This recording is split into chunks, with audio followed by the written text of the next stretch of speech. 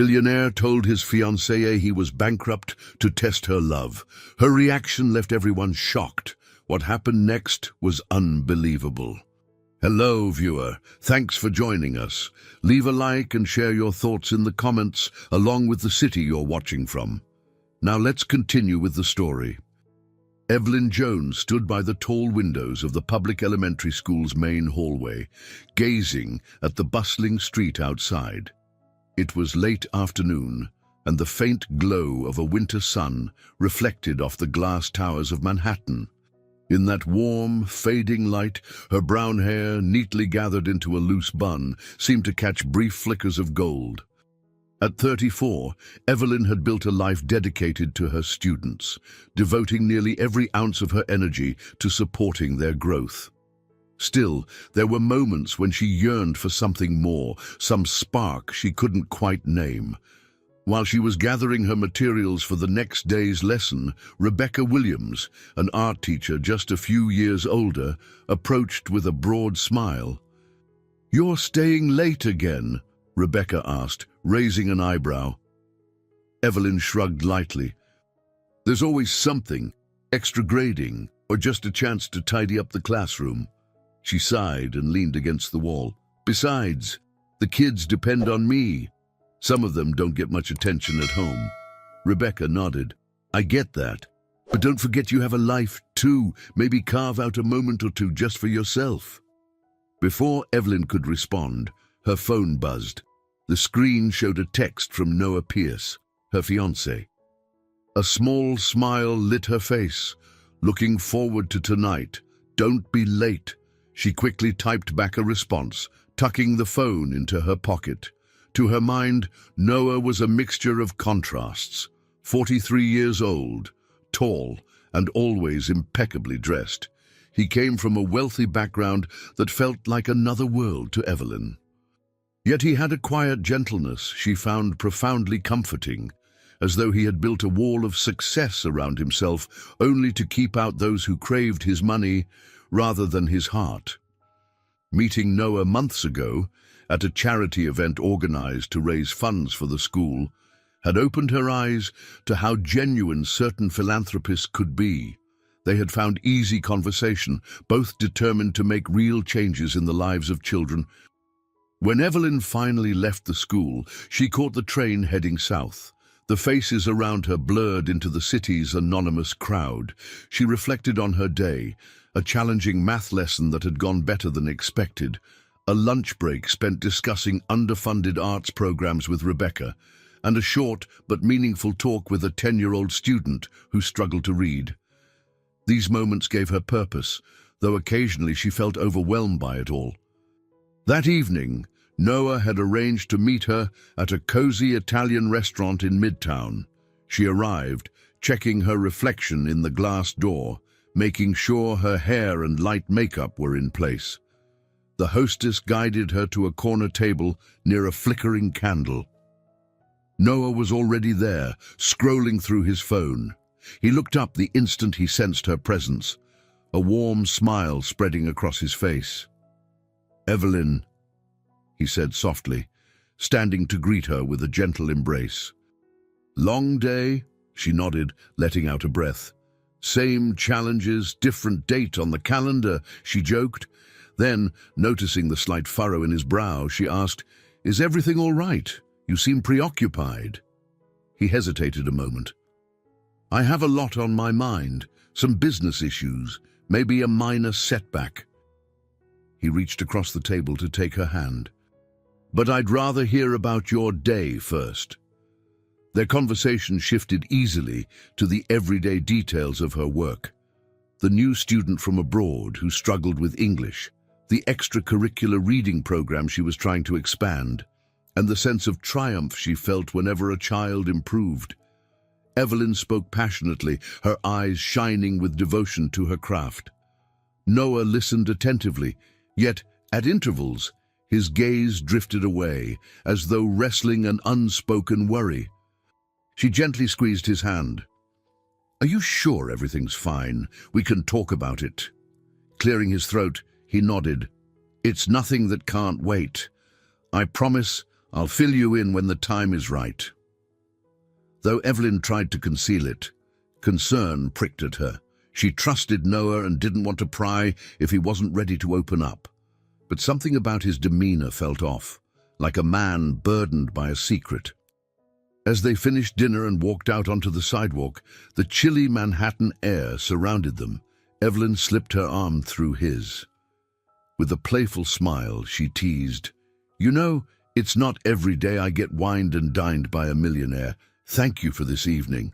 Noah's eyes flickered with a trace of sadness before he answered, "I'm the lucky one.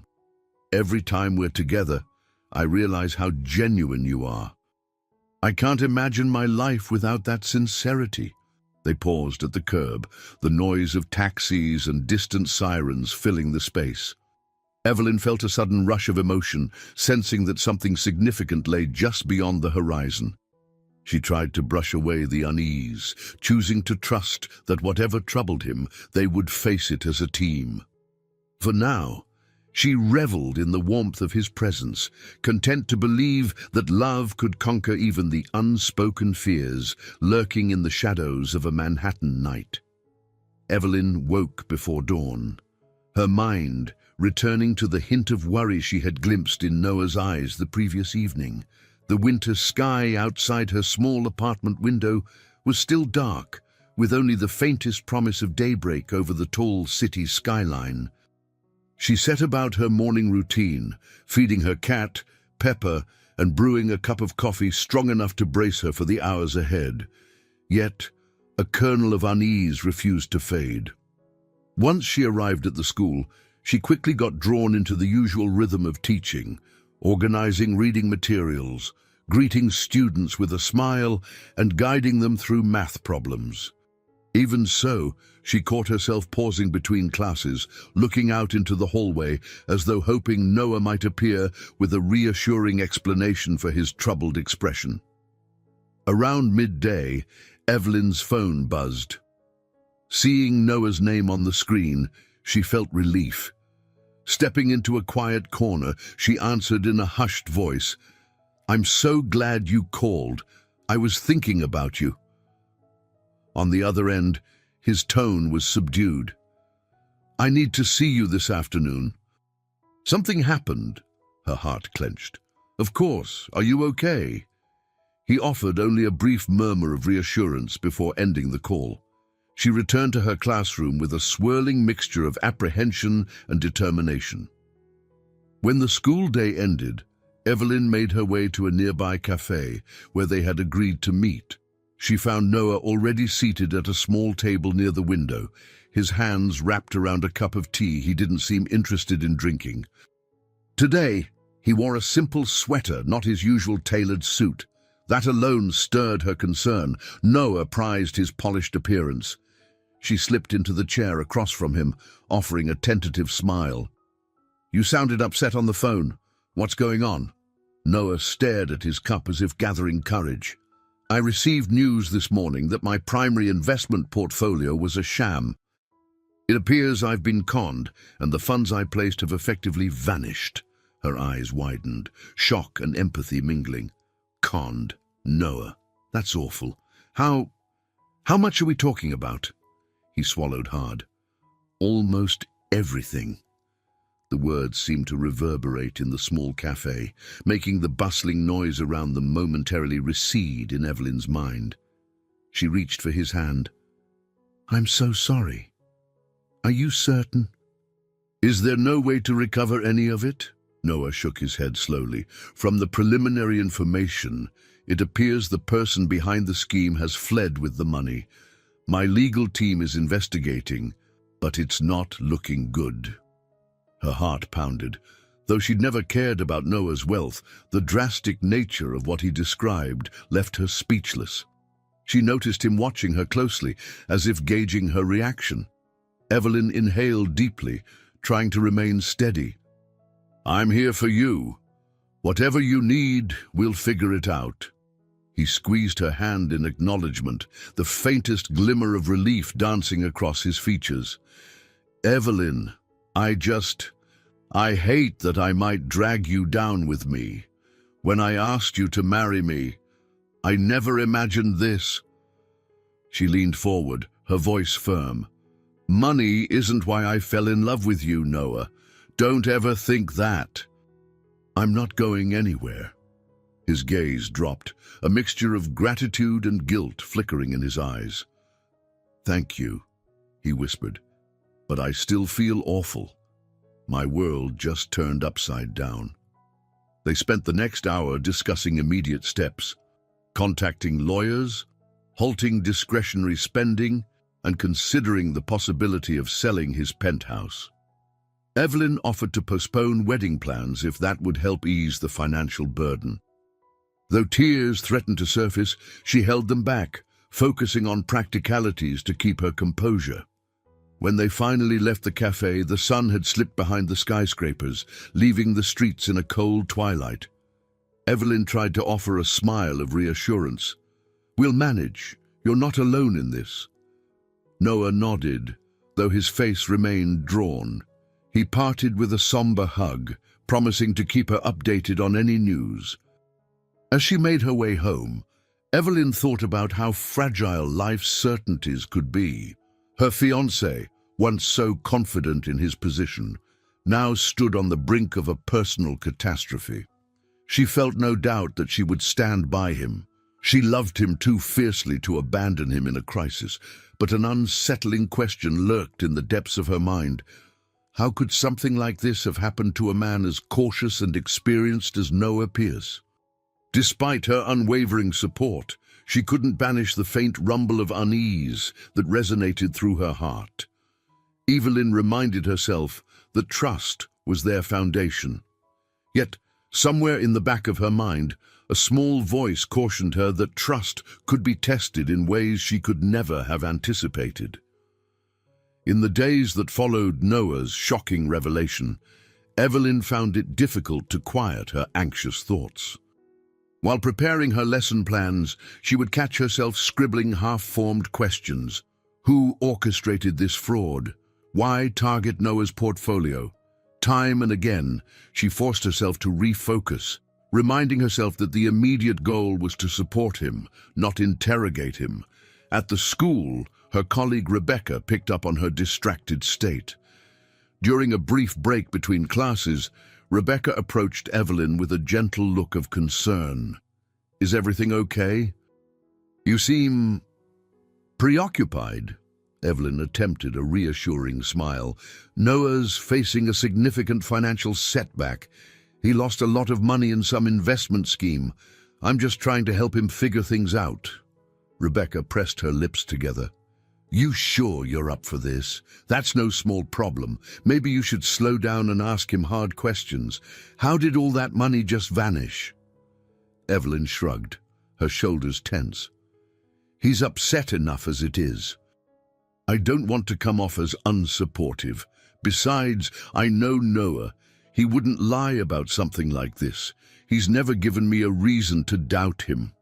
Yet, later that day, as Evelyn tried to grade papers in an empty classroom, the echo of Rebecca's skepticism lingered in her mind. She trusted Noah, but she also recognized that people under stress sometimes conceal details, whether out of shame or fear. Returning home, Evelyn brewed a pot of tea and tried to relax. Her cozy apartment, with its mismatched rugs and gently flickering floor lamp, felt like a sanctuary compared to the glimmering towers where Noah resided. Glancing around, she took comfort in the simple warmth of her surroundings. Nothing grand or luxurious, yet everything was authentically hers. That evening, Noah called, asking if he could come over. She welcomed him in, noticing his disheveled hair and the dark circles under his eyes as he sank onto her couch. "I've been in meetings all day," he muttered. "There's still no good news. My legal team is chasing leads, but it's looking more and more like the money is gone." Evelyn sat beside him, resting a hand on his shoulder. "I'm sorry. If there's anything I can do, just say the word." He exhaled, lifting his gaze to meet hers. "I'm so grateful for you, but, to be honest, I'm worried about dragging you down." If I'm forced to sell the penthouse, if I have to let go of employees, I don't want you to feel any pressure to—" She placed a finger over his lips softly. "Stop. I'm here because I love you, not your bank account. Money changes, people lose jobs, fortunes come and go. But love, that's what counts, right?" His eyes moistened, though he quickly looked away. "I wish I had your faith," he said quietly. "I've seen how money can twist people's intentions. You're the exception, someone who sees me for who I really am." Evelyn couldn't help but notice an edge of desperation in his voice. She recalled the time they first met at the charity gala, how he had confessed his distrust toward those who seemed more interested in his wealth than his causes. Back then, she had admired his honesty, never imagining his insecurities would run so deep. As the night wore on, they spoke about restructuring his finances, the possibility of him downsizing, and the uncertain timeline for any potential legal remedies. Noah repeatedly apologized, which puzzled her. It wasn't as if he'd deliberately lost the money. At one point, she gently took his hand. "I don't blame you for this, you weren't reckless or irresponsible." "You're a victim of a crime, right?" He nodded, though his eyes flickered with the slightest hint of guilt. "Yes, of course, but it's complicated," he said. "I've always been so careful with my investments.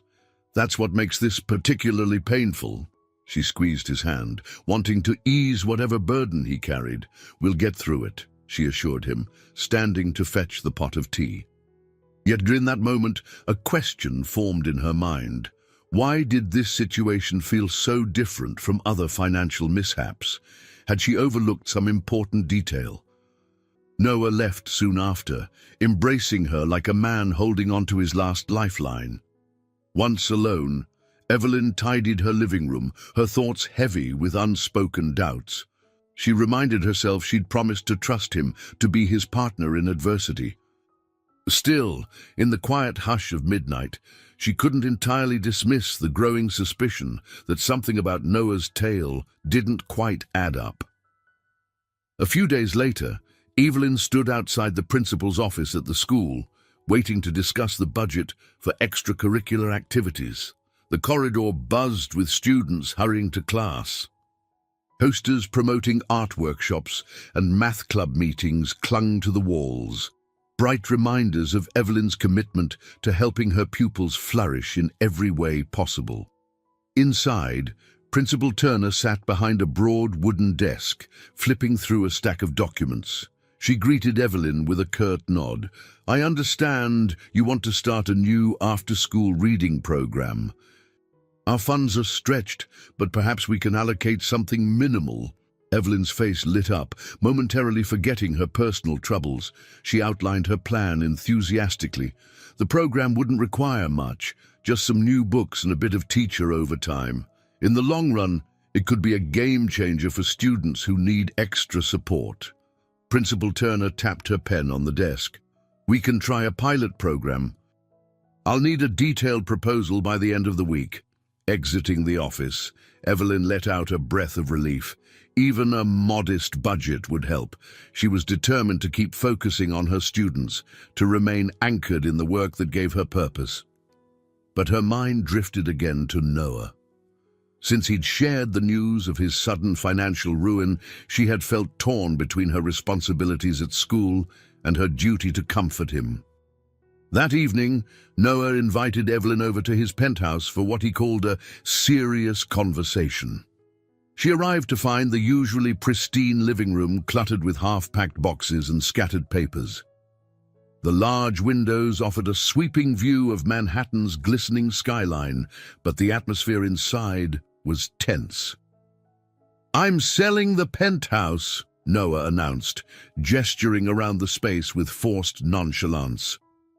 "It's too expensive to maintain, and I need the cash to handle my debts while the legal team keeps searching for the missing funds." Evelyn glanced at the boxes. "It makes sense. It's just a place. You can always find somewhere smaller." He nodded, Yet his jaw tightened. I've never had to do something like this before. Part of me feels ashamed. She reached out to touch his arm. Don't. You're making a responsible choice. For a moment, his eyes softened. Then he cleared his throat, as if battling a rising wave of emotion. Thank you for saying that. Actually, there's another thing. I've been thinking we should scale back the wedding plans too. Maybe even postpone. Her heart twitched. Although she had never insisted on a grand ceremony, she knew how much it meant for them to celebrate their union in front of loved ones. If that's what you need to do, I understand, she replied gently. Noah looked down, his voice low. It's not that I don't want to marry you, I do. I just can't offer you the kind of wedding you deserve, not anymore. She gave a sad smile, stepping closer. I never wanted the huge affair anyway. The only thing I truly care about is being with you. We can have a smaller wedding, if that makes you feel better. Or wait, if that's truly what you think is best. Despite her reassurance, Evelyn felt the sting of disappointment. She had begun to imagine that day, her simple but elegant dress, the genuine joy of close friends and family. Now, those dreams swayed under the weight of Noah's financial collapse. Still, if this was the sacrifice required to stand by him, she would do it. As they continued discussing the logistics, deposits already paid, vendors who might be willing to refund, the friction between them grew palpable. Noah seemed distant, repeatedly checking his phone for messages, responding vaguely to her questions. Each time she tried to offer comfort, he deflected, almost as if he were afraid to accept her love without reservations. At one point, she gently asked, "Is there anything else you're not telling me?" He froze, then forced a reassuring smile that didn't quite meet his eyes. "No, nothing else. I'm just stressed, Evelyn. Please be patient with me."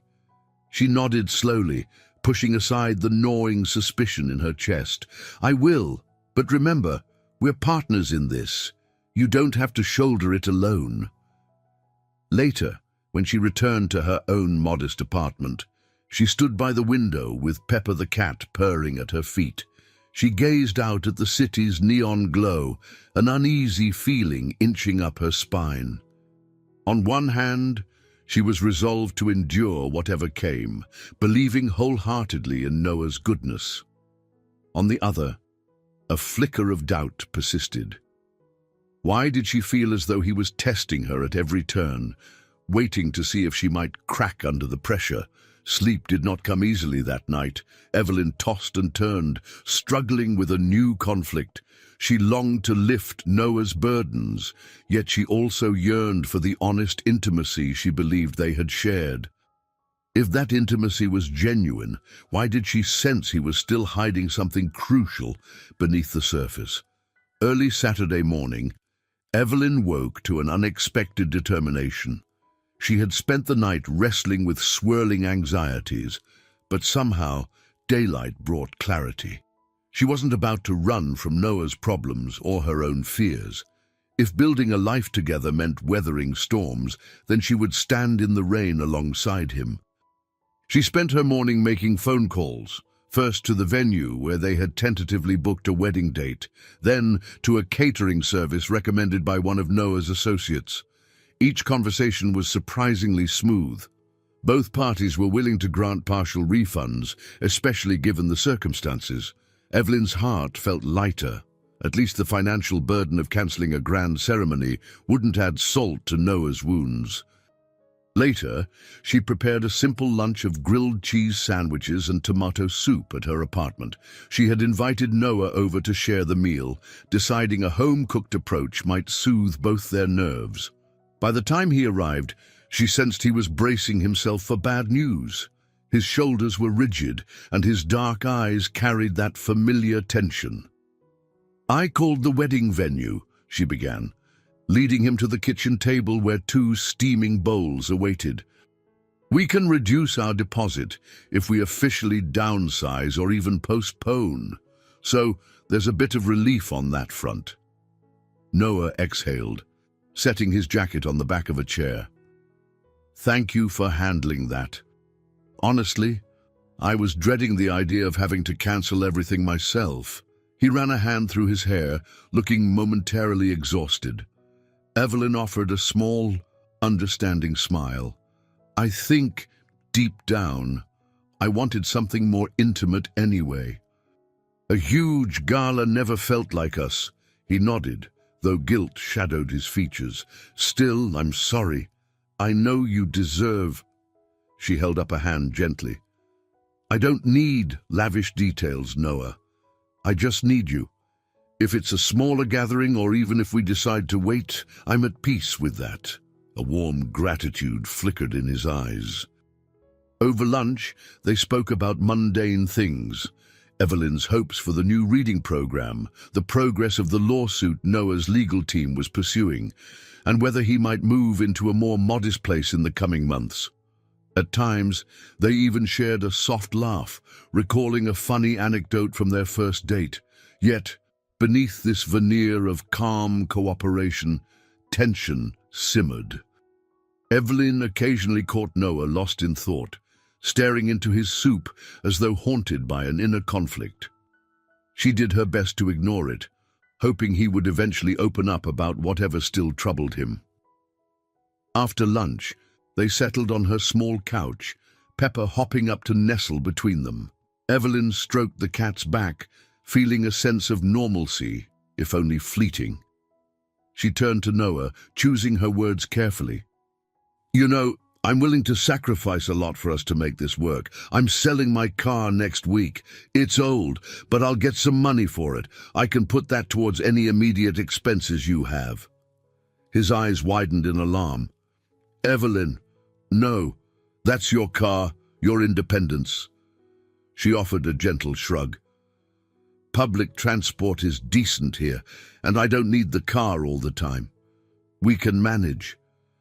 He took her hand, pressing it against his chest. That's incredibly generous, but it also makes me feel worse for dragging you into this mess. She leaned her head on his shoulder. We're in it together. I don't see it as dragging. For a moment, he relaxed, resting his chin on her hair. Evelyn closed her eyes, savoring the closeness, but the moment passed too quickly. Noah stood up, glancing at his watch. I should go. There's a meeting with my accountants I need to prepare for. Evelyn walked him to the door, her hand lingering in his for a moment. Let me know how it goes, she said, her voice gentle but firm. I want to be updated, no more surprises. He nodded, though she noted his hesitation. After he left, she felt that familiar pang of worry settle in. She had chosen her path, support him despite the looming uncertainty. But as she closed the door, a shard of doubt pricked at her thoughts. If he was truly facing a devastating loss, why did it feel as though he was reading from a script, testing her reactions at every turn? Standing alone in her small foyer, Evelyn reminded herself of the promise she had made, to be steadfast, to weather the storm side by side with Noah. Perhaps she was overthinking, letting insecurities cloud her judgment. Yet a quiet voice inside her whispered that she was crossing a threshold, a point of no return. She had decided to put faith in love, but the question now was whether that love was grounded in mutual honesty or built on an illusion that might unravel any day. Evelyn's weekend began in a blur of emotional exhaustion. She had barely recovered from the tension of deciding to sell her car to support Noah when her phone buzzed early Saturday morning. Expecting a text from him, she was surprised to see the name Oliver McCarthy. She remembered Noah mentioning Oliver a couple of times, an old friend, a lawyer, and someone Noah trusted implicitly. Wondering what he might want, Evelyn answered in a tentative voice. "Good morning, Evelyn," Oliver said, his tone polite but purposeful. "I hope I'm not intruding. Noah gave me your number.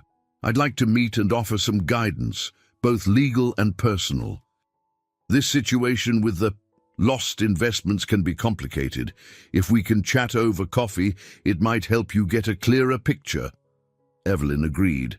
Curiosity piqued. She had spent days feeling like a spectator to Noah's looming crisis, uncertain where she could step in. Perhaps Oliver could shed light on the legal aspect and give her a sense of direction. They settled on a small cafe in the West Village, an unassuming spot that Evelyn liked for its warm decor and quiet corners. She arrived first, taking a table near a window overlooking a lazy Saturday sidewalk scene, dog walkers, couples holding hands, and a smattering of tourists. Within minutes, Oliver strode in. He was around 50, tall and lean, with graying hair at his temples. A neatly pressed shirt and navy slacks gave him a professional but approachable air. "Evelyn," he said, extending his hand, "thank you for meeting me on short notice. I've known Noah a long time and, well, I sense he's under considerable strain."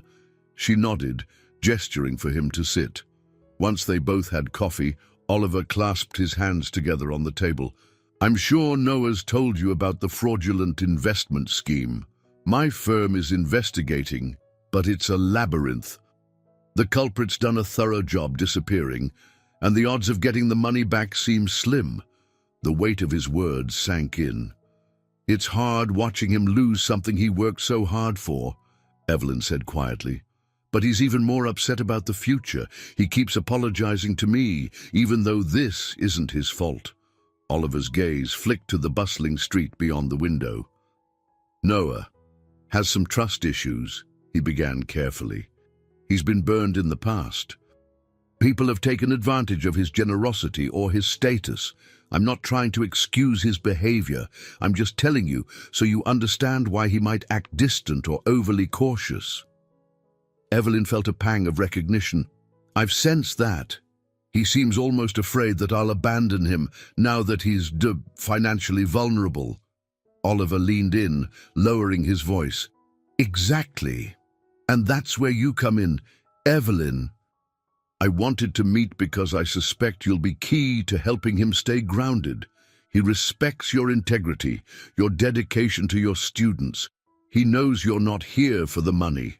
She offered a soft smile, though a knot of tension gripped her stomach.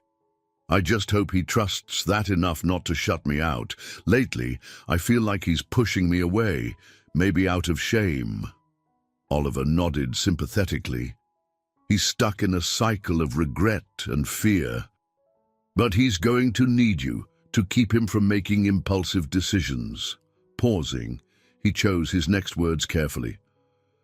"You should also be aware that sometimes, in cases like this, people start to second-guess everything. They might hide details, or even test loved ones unconsciously." A flicker of unease stirred in her. She recalled the sense that Noah's crisis wasn't entirely as it seemed. But Evelyn dismissed the thought, unwilling to believe Noah would lie about something so significant. They finished their coffee in a comfortable silence. Before parting, Oliver handed her a business card. "Call me if you need any clarification. I'm overseeing the legal side, so if you have questions, don't hesitate. And be patient with Noah. He's not handling this well, but he does love you." "That much is clear." Evelyn thanked him, feeling oddly relieved by the conversation. At least there was someone who understood the broader situation and cared enough to reach out. She slipped the card into her purse, thinking how surreal it was to be caught in legal battles and financial turmoil, worlds away from her daily life as a public school teacher. When she returned to her apartment, Evelyn felt a burst of renewed determination. Maybe she could help Noah navigate this, and hopefully strengthen their relationship in the process. With Oliver's words echoing in her mind, she dialed Noah's number. He picked up on the second ring. "Hey," he said, sounding tired. "Everything okay?" "I just had coffee with Oliver," she replied gently. "He explained some of the legal complexities, and he cares about you, Noah. We both do. Silence lingered on the line for a moment. Yeah, Noah murmured at last. He's a good man and a good friend. Listen, I'd like to see you tonight. Maybe we can talk through some of this. Relief washed over her. I'd like that, she said. I'll come by around 7. Ending the call, Evelyn glanced at Pepper, who dozed contentedly on the armchair. In many ways, she still felt out of her depth in this swirling mess of lawsuits and lost wealth. But Oliver's brief mentorship infused her with renewed purpose. If Noah was willing to let her in, perhaps they could find a path through the chaos together. That evening, Evelyn stepped out of a taxi in front of Noah's building. It was one of Manhattan's prestigious high-rises, complete with a uniformed doorman and marble lobby floors. She wasn't sure how long Noah would remain in his penthouse, given his plan to sell it. A twist of sadness hit her each time she thought of him giving up the place he'd called home for years. She rode the elevator to the top floor, her heart fluttering with a mix of anticipation and worry. Something in Oliver's quiet warning lingered in her mind. People react to loss and betrayal in unpredictable ways. Would Noah be open and calm tonight, or would he be withdrawn? When she rang the doorbell, Noah greeted her with a tired smile. "Come in," he said softly, stepping aside. He offered a glass of water before leading her to the spacious living room, where a few more boxes were packed and labeled. Evelyn noticed a couple of empty spots on the walls where fine art had once hung. It was as though the penthouse was already half departed, a shell of its former grandeur. They settled on the couch. Noah gestured at the stacked boxes. "The real estate agent thinks we can get a decent price if we sell quickly. I've started packing what I absolutely want to keep, but it's a big job." Evelyn's gaze wandered. "Do you know where you might go next?" He shrugged, rubbing his forehead. "Not yet. Maybe a smaller condo, or even renting for a while. I'm not exactly sure of my finances right now." "Oliver seems hopeful," she said gently. "He's confident they'll track down the criminal. You might recover at least some funds." Noah's mouth set in a tight line. "I appreciate his optimism, but you can't imagine how many people I've trusted have let me down. This scheme hurts more than just my wallet. It rips open old wounds." Evelyn recalled Oliver's explanation about Noah's past heartbreaks, how previous relationships had unraveled when money became an issue. She reached for his hand. "I'm sorry, but you have to trust me, trust us, enough to share what you're feeling." He squeezed her hand, though he looked away. "I know. It's just, sometimes I question if anyone can be trusted, even you." Then, seeing the hurt that flickered across her face, he added quickly, "Not because of anything you've done, it's my own baggage."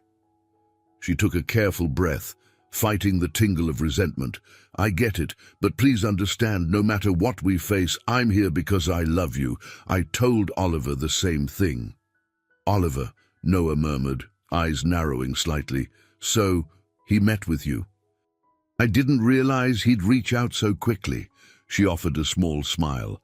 "He wanted to help. He seemed concerned, and I appreciate that someone with his knowledge took the time to explain things." Noah nodded, a flicker of tension in his jaw. "He's a good friend, though sometimes he thinks he knows what's best for me more than I do."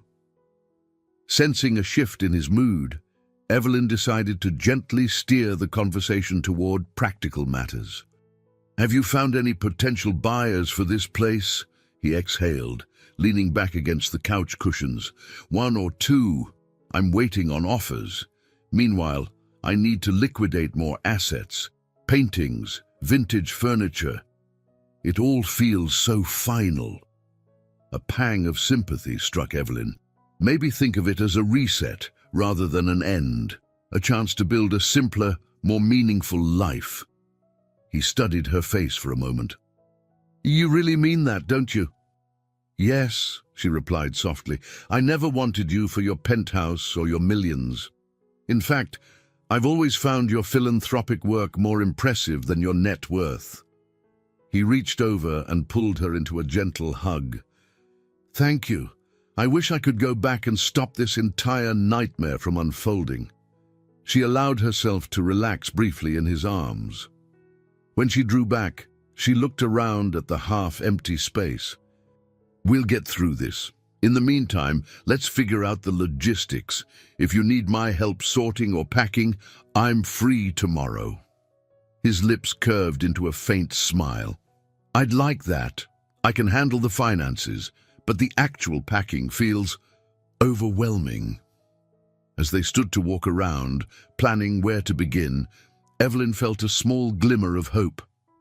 If they worked together, even just sorting possessions, maybe that would open the door to deeper conversations, bridging the gap his fears had created. While her heart still wrestled with a hint of suspicion over how this all came about, she suppressed it. They were cutting ties with the old life, forging something new. Later, as she left the penthouse, her phone buzzed with a message from Rebecca, checking in. Evelyn typed a quick reply, letting her friend know she was okay. Stepping into the crisp night air, she paused to glance at the building's facade. Much was changing, but perhaps in letting go, they'd find a more genuine form of happiness, one not rooted in wealth but in honesty. Monday came too soon, and Evelyn found herself juggling lesson plans, staff meetings, and the swirl of thoughts that had consumed her weekend. Her school sat on a busy Manhattan street, overshadowed by towering offices, but inside its aged brick walls lived the small universe of her students and colleagues. As the morning announcements ended, Evelyn hurried to her classroom, feeling both flustered and eager to find some steady ground amidst the chaos in her personal life. The day's subject was literature, and she introduced her fifth-grade class to a novel about perseverance. Watching the kids' eager eyes, she was reminded of her own determination. "It's all right to be afraid, but you can't let it stop you from trying." Those words from the novel's protagonist resonated with her current situation. During lunch, she slipped out for a quick sandwich at a nearby deli. Just as she settled at a small table, her phone vibrated. It was a message from Grace Thompson, a name she knew from a local non-profit dedicated to helping underprivileged students. They had crossed paths at a prior school event. "Evelyn, heard about your reading program, wondering if you need any extra resources or volunteers. Let's chat soon." Evelyn felt a spark of excitement. She had nearly forgotten about Grace's offer. With everything happening in her personal life, her reading program had taken a back seat. But as she tapped a reply, she realized how vital it was not to lose sight of what mattered to her professionally. Work was more than a job. It was her anchor, her steadying force. That afternoon between classes, she dialed Grace's number. They quickly arranged a meeting for the following week to brainstorm potential collaborations. Evelyn hung up, breathing a little easier. It felt good to plan something that wasn't overshadowed by finances or heartbreak. Yet, the sense of stepping into unknown territory remained. Late that evening, after grading a stack of papers, she took the train to Noah's penthouse. The place looked even more chaotic than before. Bubble wrap and cardboard boxes scattered across the hardwood floors. A row of paintings leaned against a wall, each bearing small color-coded stickers. Noah greeted her with a weary half-smile. "Sorry about the mess. The appraiser came by this morning, so I had to take everything off the walls." She slipped off her coat and joined him in the living room. "How did it go?" He shrugged. "Mixed results. Some items are worth a bit less than I hoped, but it's still money I can use to keep up with legal fees and living expenses until we see where the lawsuit goes." They spent the next hour sorting through bookshelves. Noah asked Evelyn to set aside a few favorite volumes to donate to local schools. Her heart warmed at the thought of children discovering new stories. A short while later, as they packed, an antique vase slipped from Noah's grip and shattered on the floor. He cursed under his breath, crouching to pick up the shards. She noticed his hands trembling, the stress evidently chipping away at his composure. "Careful," she murmured, kneeling beside him. "Let me help." He released a frustrated breath. "It's just a vase, but it's also everything feels like it's slipping away." Evelyn set her hand on his back. "You still have me, and we can build a new life, however that looks." Their eyes met, and for a moment she sensed real vulnerability in his gaze. "I know," he whispered, "but I keep asking myself, am I enough without all this?" Without thinking, she pulled him into a gentle hug. "Of course you are." She found herself fighting back tears. Struck by how raw his question sounded, they cleaned up the mess and continued packing in relative silence. After a while, exhaustion wore on them both. Evelyn ordered takeout, and they ate Chinese food straight from the containers, perched on a pair of stools in the kitchen. In a rare moment of calm, they talked about small joys, old memories, funny stories, the day they first met at a charity event. Still, beneath the laughter, Evelyn felt an undercurrent of tension. She sensed that her unwavering support was both comforting and troubling to Noah. He occasionally cast her sideways looks, as if searching her face for any sign of disloyalty or hidden motives. She wondered whether Oliver had been right. Maybe Noah was subconsciously pushing boundaries, testing how much she could endure. When the food was gone and the cartons tossed, Noah walked her to the door. His expression was earnest. "Thank you," he said, voice steady. "I don't say it enough, but I see how much you're giving up for me. I won't forget it." She kissed his cheek, then pressed her forehead against his. "You're worth it," she promised, ignoring the faint twinge of uncertainty that flared inside her. As she left, stepping into the hallway's hush, the light seemed harsher, the air colder. Evelyn paused to steady herself. She reminded her heart that she was prepared to walk this unknown path, no matter how tricky the terrain became. But as the elevator descended, she couldn't shake the feeling that she was only glimpsing the surface of the trials ahead. By midweek, Evelyn found herself increasingly torn between her commitments at school and her desire to support Noah. The reading program she hoped to launch hinged on fresh funding, and Grace Thompson's organization seemed like a promising ally. Each day, Evelyn juggled phone calls, emails, and after-school meetings, trying to rally resources for her students. On Wednesday afternoon, she invited Grace to tour the school, hoping a first-hand look would inspire more direct support. As they walked the hallways, Grace, an African-American woman in her mid-40s with a calm but commanding presence, listened intently to Evelyn's concerns about underfunded libraries and overcrowded classrooms. "We have so many kids who can barely afford pencils, let alone books," Evelyn explained, pausing in front of a bulletin board showcasing student artwork. "If we could provide a structured after-school reading program with volunteers, I truly believe their academic performance would rise." Grace ran her fingers over the colorful paintings pinned to the board. "It's heartbreaking how easily children can fall behind. I've spent years trying to bridge that gap in other neighborhoods. I'd be happy to direct some volunteers here, maybe even donate supplies." Evelyn's eyes lit up. "That would be incredible. I can't thank you enough." They agreed to finalize details soon, and as Grace prepared to leave, she asked casually, "So how's everything else in your life, Evelyn? You seem a bit tired." Evelyn hesitated, uncertain how much personal detail she wanted to reveal. "I'm engaged to a man who's going through a lot right now. Financial issues, potential legal action. It's been stressful." Grace gave a compassionate nod. "Hard times test our bonds, but I have a feeling you're stronger than you think." Those words echoed in Evelyn's mind the rest of the day. By early evening, she felt a renewed sense of purpose, both for her students and for her relationship with Noah. She hopped on a crowded bus to meet him at a low-key restaurant near his soon-to-be-sold penthouse. Inside the dimly lit bistro, she spotted Noah already seated at a corner table, looking distractedly at his phone.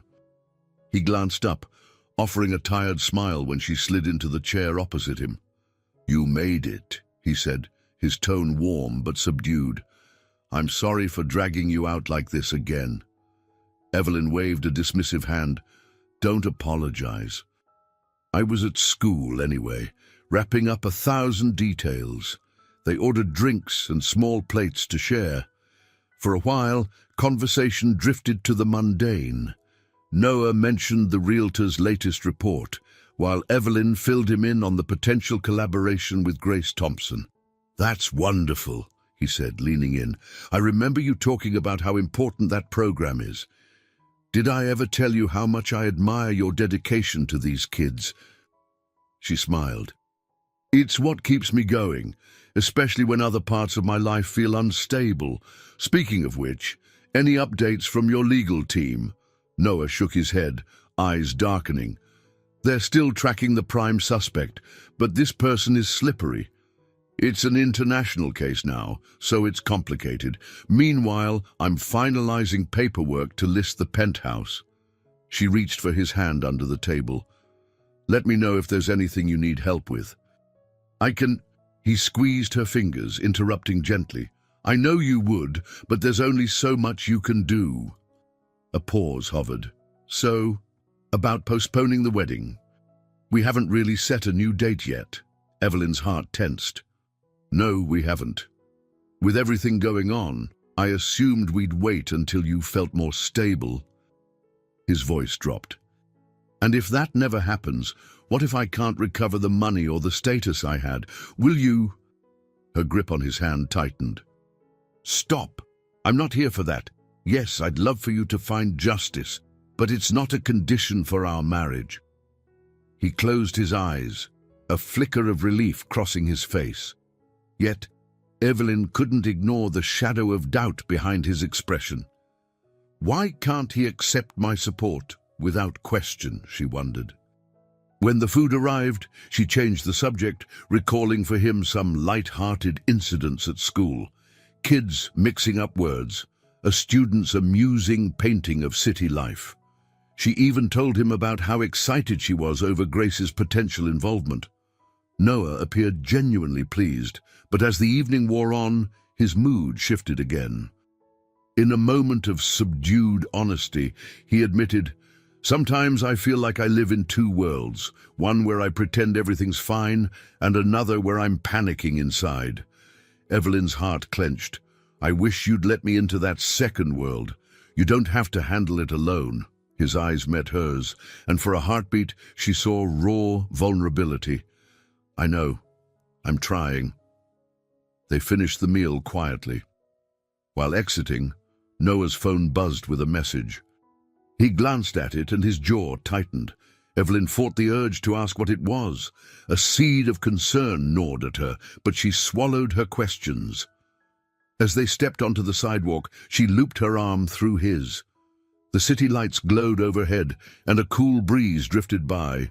She didn't know if she was bridging the gap between his two worlds, but she hoped, at least, they could stand in that space together, if only for a moment. The weekend arrived, and with it came a break from the frantic pace of the school week. Evelyn found herself at a modest community center in Harlem, where Grace Thompson had invited her to a small gathering of volunteer mentors and local activists.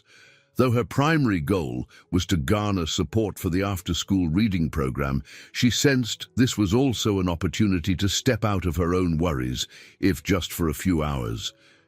As soon as she entered the hall, she was greeted by colorful banners depicting educational initiatives, health workshops, and job training events. Folded tables at the back held pamphlets and sign-up sheets. Amid the hum of conversation, she spotted Grace engaged in lively discussion with a group of volunteers. "Evelyn," Grace called out, beckoning her over. "Meet some of our core team. This is Jade, who coordinates after-school tutoring, and Marcus, who helps with our scholarship fund for high school seniors." Evelyn shook hands with each, grateful for the friendly atmosphere. She explained her own mission, an enriched reading curriculum for younger students to improve literacy rates. Jade's eyes lit up. "That's so needed. I've seen kids who are brilliant but lack the foundational reading skills to really thrive." Marcus nodded. "Count me in if you need donations. I've got a few contacts who might be interested in sponsoring books." Their enthusiasm buoyed Evelyn's spirits. For the first time in weeks, she felt she was swimming with the current rather than against it. They chatted about logistics, how many volunteers might be available, potential schedules, and ways to measure progress. By the end of the discussion, she had a handful of phone numbers and emails. Just as she was about to say goodbye, Grace drew her aside. "You know, we do more than just fundraise for education. We sometimes offer counseling or resources for folks going through tough personal situations. If you ever need that, don't hesitate." Evelyn appreciated the kindness, but gave a gentle smile. "Thank you, Grace. Right now, I'm okay, though life has been complicated lately." A flicker of empathy crossed Grace's face.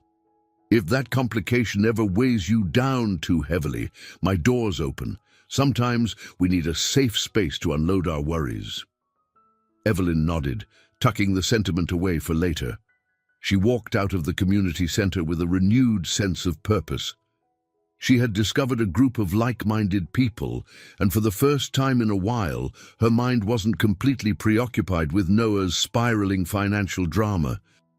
That afternoon, with a bounce in her step, she headed to Noah's penthouse. She found him seated on the living room floor, surrounded by half-packed boxes and scribbled notes. He looked up as she approached. "Hey," he said, rubbing his eyes as though he'd been staring at paperwork for too long. "How'd the meeting go?" Evelyn recounted her experience in Harlem, her voice brimming with excitement. "They're really enthusiastic about the reading program. I might have enough volunteers to make it a proper initiative." He seemed genuinely pleased, a faint smile relaxing his features. "That's fantastic, Evelyn. I'm proud of you. Maybe once all this is behind me, I can support it as well. Financially, I mean." She gently placed a hand on his shoulder. "Your moral support is enough for now. By the way, how's the sale going?" Noah sighed, leaning back against a stack of boxes. "The realtor found a potential buyer, but it's still early. I've been trying to see if I can hang on to a few sentimental pieces, but I'm not sure if it makes sense. I'm so underwater financially." Her heart ached at his downcast expression. "Let me help. You must be exhausted." They spent the next 2 hours sorting items into categories: keep, sell, donate. The keep pile was small: photo albums, a worn leather journal, a few personal mementos. Everything else fell into a massive flux of uncertain fate.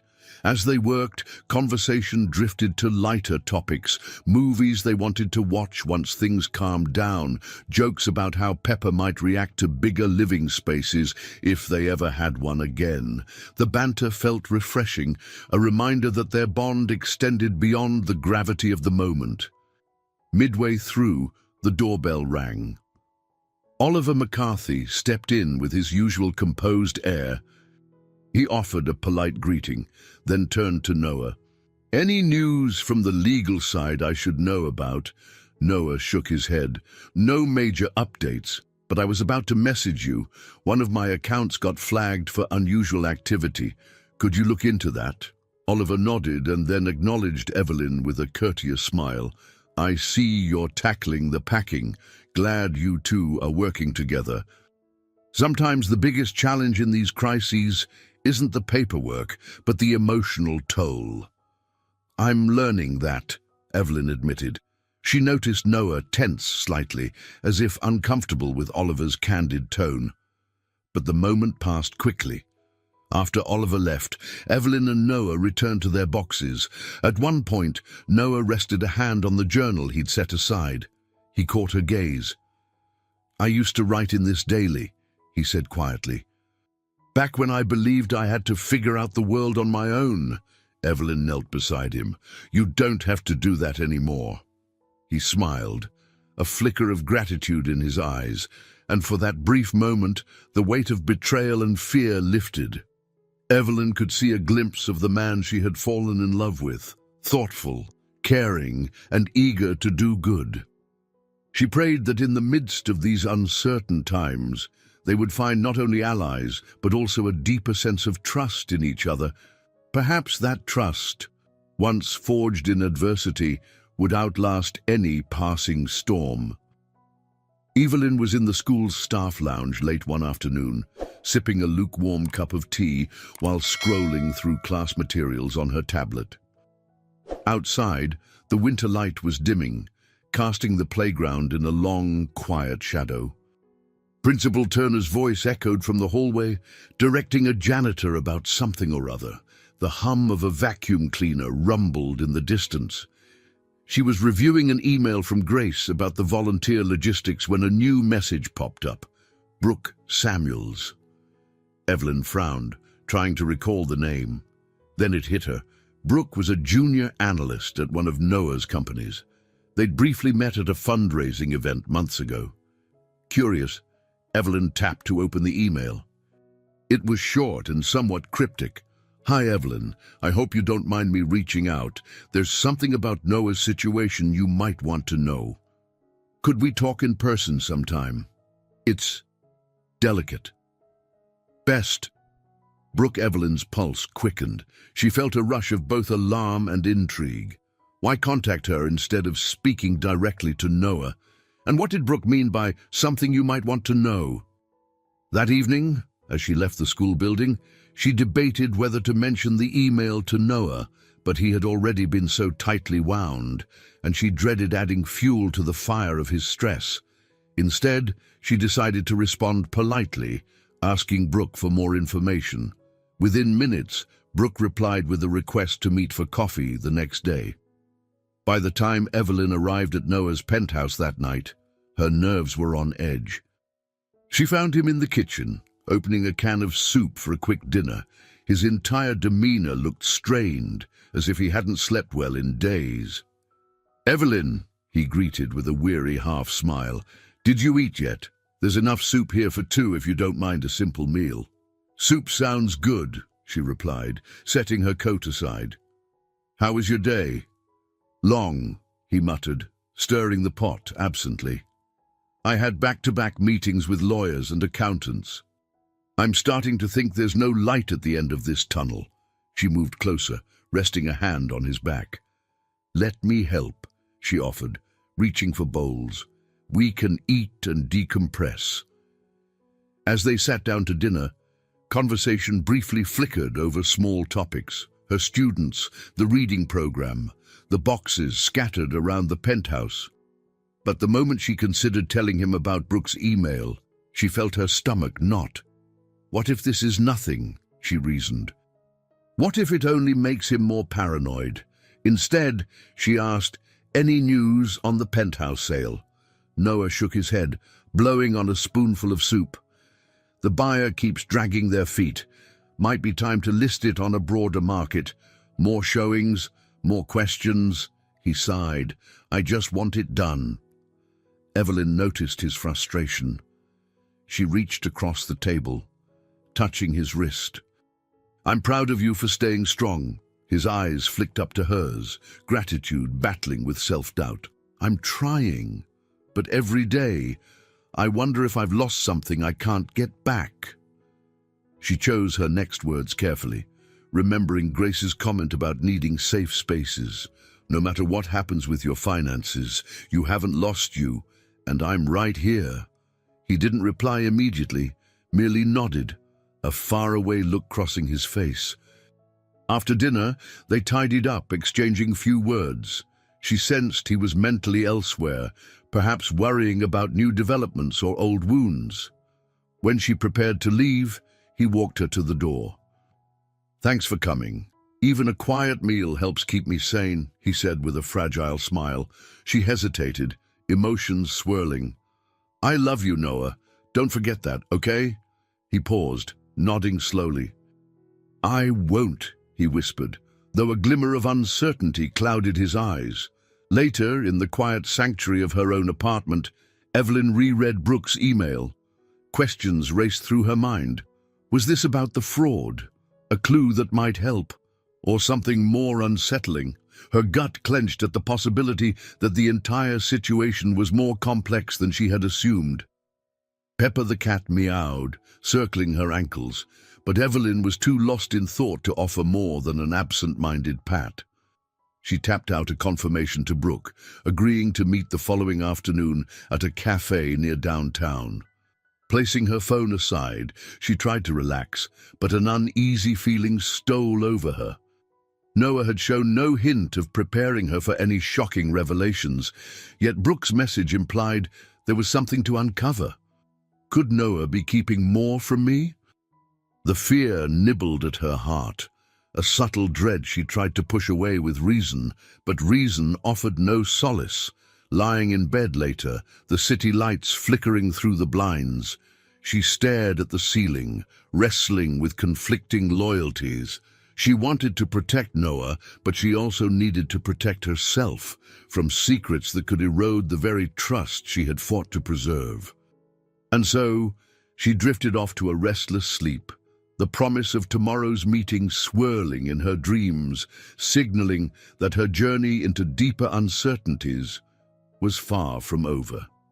The following afternoon, Evelyn arrived at a small cafe on the Lower East Side, feeling a swirl of anticipation and dread. She spotted Brooke Samuels, seated near the window, a latte in front of her.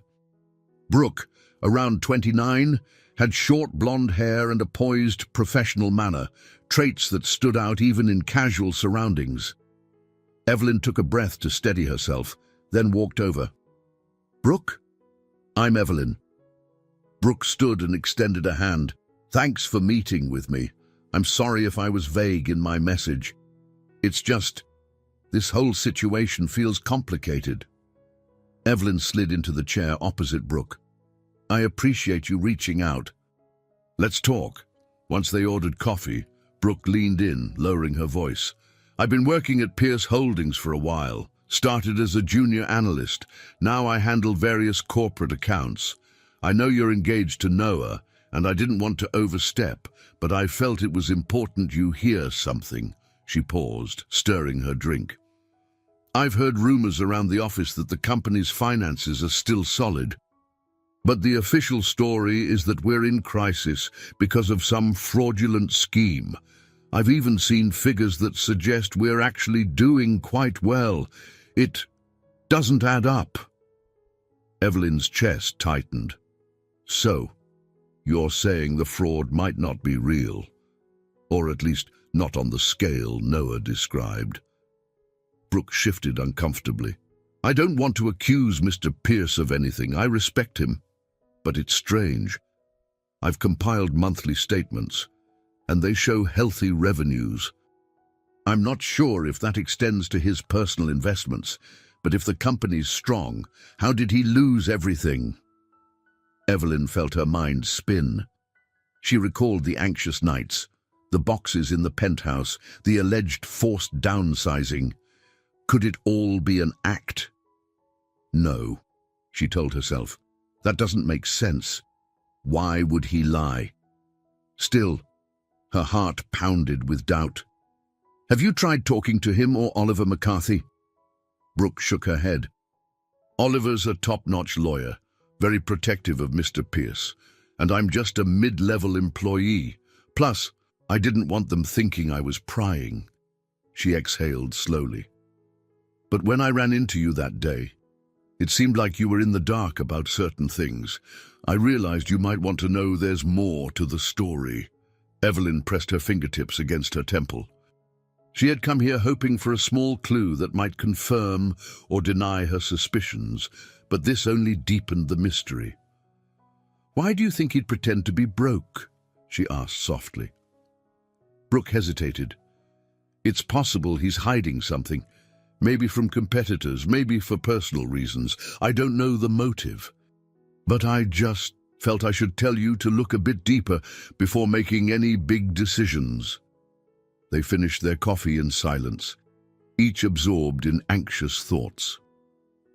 Eventually, Brooke stood, gathering her purse. I'm sorry if this complicates your life. I just couldn't stay quiet. Evelyn rose too, her nerves rattled. Thank you for telling me. I appreciate your honesty. They exchanged cautious smiles, then parted ways. Outside, the afternoon sun seemed too bright, and the city's hustle felt overwhelming. Evelyn's heart pounded as she walked aimlessly along the sidewalk, trying to reconcile Brooke's revelations with what she knew of Noah. Could he be staging this? The very idea felt absurd, yet she couldn't deny the creeping sense that pieces weren't lining up. In a daze, she called Rebecca, her friend and colleague at school. "Hey, do you have a minute?" she asked, voice taut. "Sure," Rebecca said. "You sound stressed." They found a bench in a small park near the cafe, and Evelyn relayed Brooke's words. Rebecca listened without interrupting, her face somber. "This is huge," she finally said. "You deserve an explanation." Evelyn stared at the ground. I love him so much, but if he's lying about something of this magnitude, what does that mean for our future? Maybe he's trying to protect me somehow. Or maybe he doesn't trust me. Rebecca touched Evelyn's arm gently. He's the only one who can give you answers, but tread carefully. If there's a good reason for his secrecy, you don't want to accuse him unfairly. If not, you'll need to know exactly what you're getting into before you marry him. Evelyn breathed in the crisp air, trying to steady her roiling emotions. She thought of Noah's anxious expressions, his constant apologies, the restless nights she suspected he endured. Could that be genuine guilt for deceiving me? The possibility left her heart aching. When they parted ways, Rebecca gave her a hug. "Keep me posted. I'm here for you, whatever happens." Evelyn managed a faint smile. "Thank you. I'll figure it out." But as she headed to the subway, a cold dread settled in. The last few weeks of chaos, were they born of genuine loss or a careful act? She thought of Oliver's warnings, of Noah's repeated references to past betrayals, and an unsettling possibility emerged. He might be testing my loyalty, my sincerity. The notion stung. She had always assumed her love was enough. But if Noah truly doubted her intentions, if he had orchestrated this entire fall from grace just to see how she'd react, she wasn't sure how she would ever forgive him. That night, Evelyn could hardly sleep. She tossed and turned, the conversation with Brooke replaying in her mind. Even Pepper the cat seemed unsettled, pacing restlessly around the apartment. Each time Evelyn closed her eyes, she pictured Noah's tormented expression, wondering how much of it was genuine heartbreak and how much was contrived. By morning, she felt physically exhausted, but no closer to clarity. After teaching her classes with a forced smile, she slipped into the faculty lounge, grateful for a short break. Rebecca was there, sipping tea. She patted the seat beside her. "Any decision on what you'll do?" Evelyn slumped into the chair. "Not yet. I can't just ambush him with accusations. I need proof. Besides, part of me wants to believe there's a reasonable explanation. Brooke's information might not show the whole picture." Rebecca understood but gently pressed. "Still, you can't let this fester forever." Evelyn nodded, her chest tight. "I know. It's just, if he's lying, what does that say about our relationship? And if he isn't, I risk damaging his trust by assuming the worst," she sighed, fiddling with a pen in her hands. "I'm stuck." After her shift ended, she decided to visit Noah unannounced. Maybe if I catch him off guard, I'll sense if he's hiding something. The thought made her feel uneasy, as if she were stooping to deceit herself. Yet she had no better plan. Arriving at the penthouse in late afternoon, she found the door slightly ajar. She called out, "Noah?" No response. A half-packed box tipped precariously near the entrance. The place was in more disarray than usual. She stepped inside cautiously, heart pounding. She followed faint voices to the home office, where she spotted Oliver and Noah in a heated exchange. Oliver was gesturing at a stack of papers on the desk, while Noah paced in agitation. Evelyn caught fragments of their conversation. "She's bound to find out if this continues," Oliver said, exasperated. "I can handle it," Noah snapped. "She won't." At that moment, Evelyn's presence must have registered. Both men turned, surprise etched on their faces. "Evelyn," Oliver said, voice carefully even, "we didn't hear you come in." Noah's face drained of color.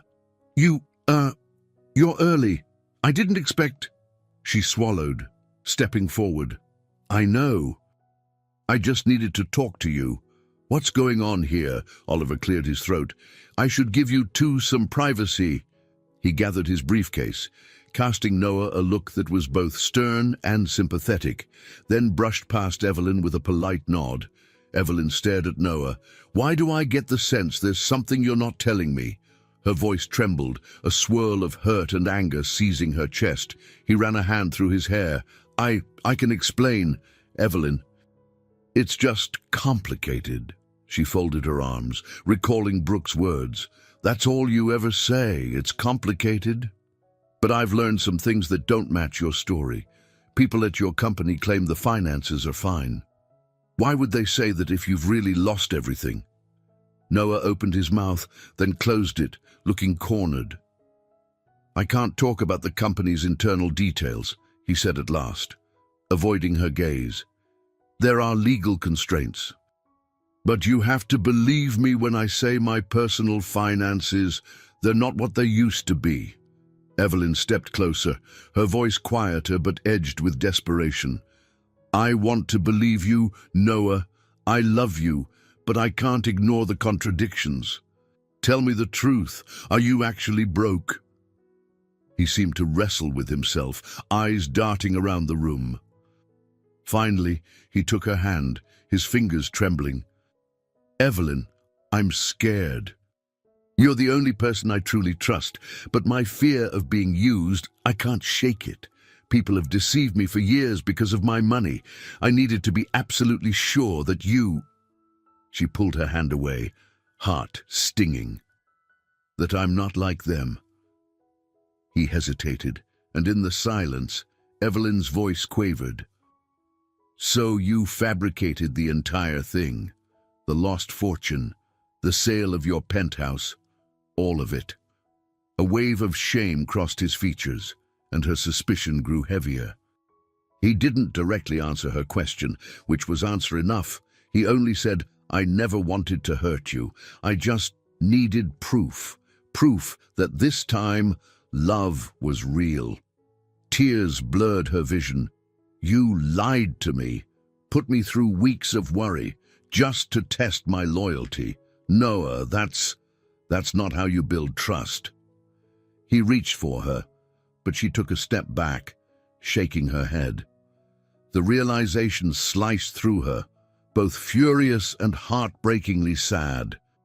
All the puzzle pieces aligned, and the betrayal felt almost unbearable. She had sacrificed, poured her heart out, bent over backwards to support him. And for what? "I need some air," she said, voice trembling. I can't even look at you right now." Noah's expression crumpled with regret, but he didn't stop her as she turned and walked away. She snatched her coat by the door, ignoring the boxes and the half-finished illusions stacked around her, and hurried into the hallway. The pain in her chest felt overwhelming, as if the future she'd been clinging to was collapsing before her eyes. Evelyn fled the penthouse, her emotions spiraling. She took the elevator down in a haze, tears slipping free of the tight control she'd struggled to maintain. By the time she reached the busy street, her cheeks were wet and her mind was swirling with disbelief. This was all a test. How could he? She wandered aimlessly, ignoring the cold wind biting at her face. Fragments of memory flashed through her mind. Noah's haunted looks, his endless apologies, the guilt in his eyes every time she offered help. Of course he looked guilty. He was lying. She replayed every sacrifice she'd made, selling her car, postponing the wedding, even considering giving up more to stand by him. Anger roiled in her stomach, clashing with the heartbreak constricting her chest. Eventually, she called Rebecca, her fingers shaking so badly she nearly dropped the phone. Rebecca, can I come over?" she asked hoarsely. "Something happened." Within half an hour, Evelyn found herself on Rebecca's living room couch. Rebecca had handed her a warm mug of chamomile tea and sat beside her, wordlessly rubbing Evelyn's back in circles. Once Evelyn calmed enough to speak, she recounted the confrontation. Her voice cracked when she repeated the phrase, "He tested me." Rebecca's face hardened. "That's unbelievably cruel. I knew something was off, but I didn't think he'd orchestrate the entire thing to test you." "Evelyn, I'm so sorry." Evelyn set the mug aside, burying her face in her hands. "I'm humiliated. I poured my heart out for him, gave up so much, only to discover he never trusted me in the first place." Rebecca pulled her into a comforting hug. "You did everything right on your end. None of this is your fault.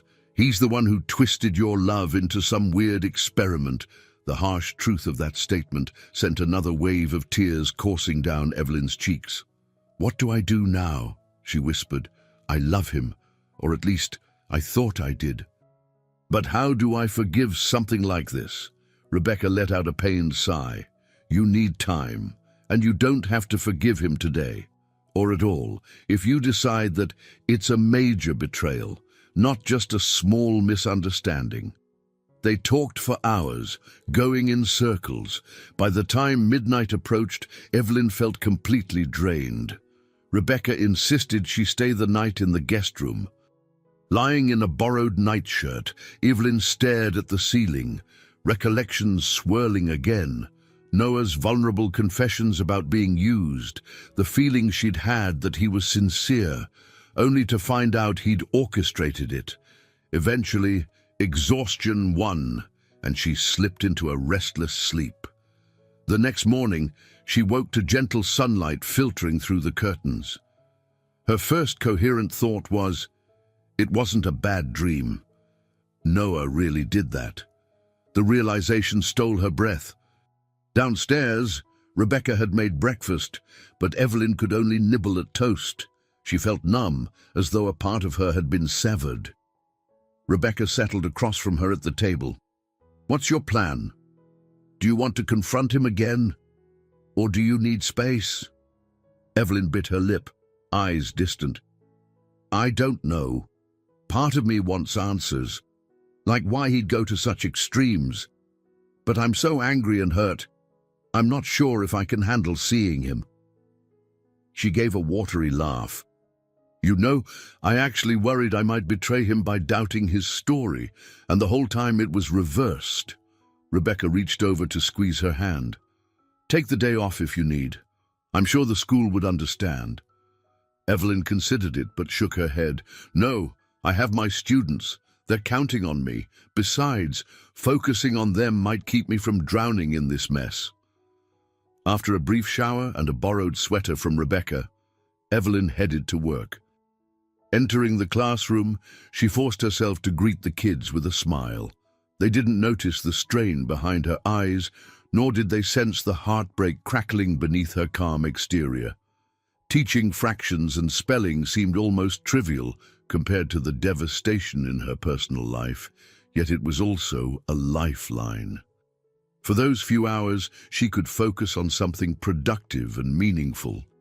But as lunchtime arrived, her phone buzzed. A text from Noah, "Please let me explain. I'm sorry. Can we meet?" She stared at the screen, feeling a surge of resentment. "Explain?"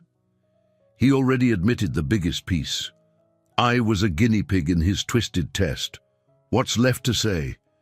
She locked her phone without responding, tears threatening to well up again. Her students were due back from recess in moments, and she refused to let them see their teacher unravel. Taking a deep breath, she collected her composure. The day crawled by. She made it through, but the final bell felt like a mercy. Upon returning to her apartment that evening, she found a note tucked under her door. Noah's handwriting. "I'm so sorry. I'll do anything to fix this. Please give me a chance." Evelyn ripped it off the floor, her hands trembling. She sank onto the couch, reading it twice. But no matter how many times she scanned his words, her anger and betrayal didn't waver. The truth was undeniable. He had lied and manipulated her heart to sate his insecurities, and as far as she could tell, that might be something she could never truly forgive. For the next few days, Evelyn ignored Noah's calls and texts, throwing herself into her job. She organized a mini-book drive with Grace Thompson's team, collecting novels and dictionaries for the upcoming reading program. Her students, thrilled by the chance to earn new books, helped distribute flyers in the neighborhood. It was a flurry of purpose that momentarily kept her heartbreak at bay. One afternoon, however, Oliver McCarthy appeared unannounced at the school. Evelyn was packing up her materials, preparing to leave, when the principal announced a visitor in the lobby. Oliver stood there in a neat overcoat, looking apologetic. "Evelyn," he began softly, "I'm sorry for intruding. I've been trying to reach you on Noah's behalf, but it seems you changed your number or blocked ours."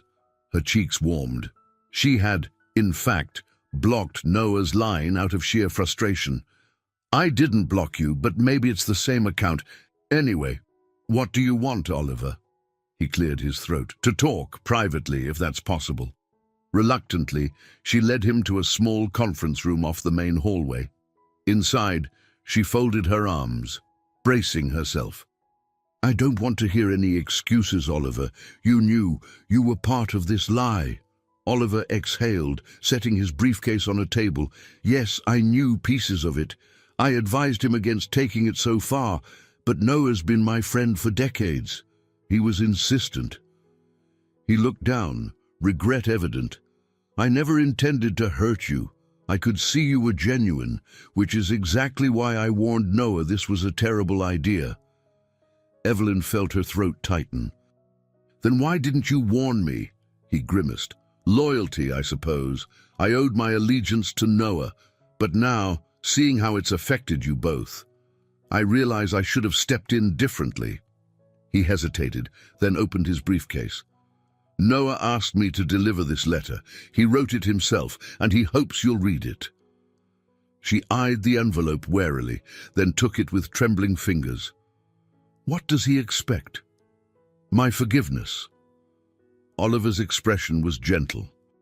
"He's hoping for a chance to explain his reasoning more fully. It doesn't justify what he did, but maybe it'll help you make a decision." He paused. "He's in agony, Evelyn. I know that doesn't solve anything, but I see how deeply he cares for you." Tears threatened to surface. She clenched her jaw, fighting them back. "He should be. He broke my trust. That's not something you patch up with a few words." "I understand," Oliver said quietly. "Look, I'll leave you to it, but if you ever need to talk, or if there's any help I can provide." He withdrew a business card and placed it on the table. "I'm truly sorry, Evelyn." She gave a short nod, and Oliver left without pressing further. Staring at the envelope in her hands, she felt torn. Part of her wanted to rip it up on the spot. Another part, the one that remembered falling in love with Noah's kindness, yearned to know why. Later that evening, after a long conversation with Rebecca, who was firmly in the "you owe him nothing" camp, Evelyn decided to read the letter. She sat at her small kitchen table, Pepper curled at her feet, and carefully tore open the envelope.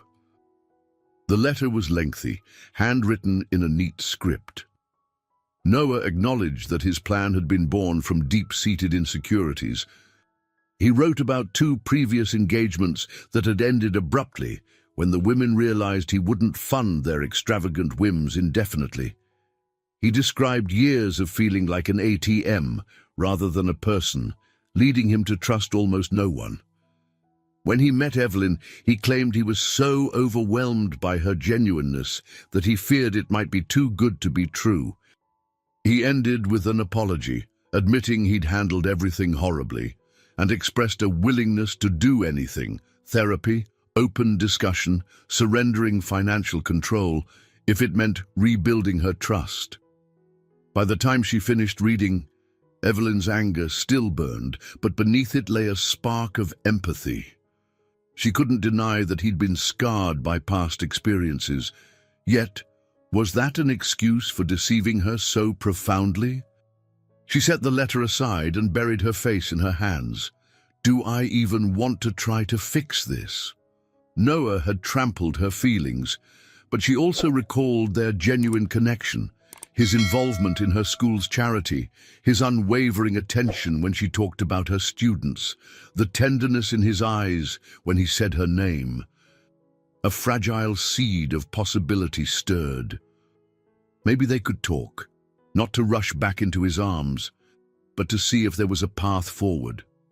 She could not promise forgiveness, but perhaps a conversation was due. She texted him, her heart pounding. I read your letter. I'm not making any promises, but we can meet. Tomorrow, 7 p.m. at the cafe on West 73rd. The reply came quickly. Thank you. I'll be there. Tears glistened in her eyes as she set her phone down. She wasn't sure if she could ever truly forgive him. But at least she'd hear him out. A fragile step toward understanding, if only to lay their shared ghosts to rest. Evelyn arrived at the cafe on West 73rd just before 7, her stomach twisted in nervous knots. The place was modest, with warm lighting and a scattering of small tables. She remembered coming here a few times after school, drawn by the quiet atmosphere and the comforting smell of fresh pastries. Tonight, however, it felt charged with tension. Noah was already there, seated in a corner booth.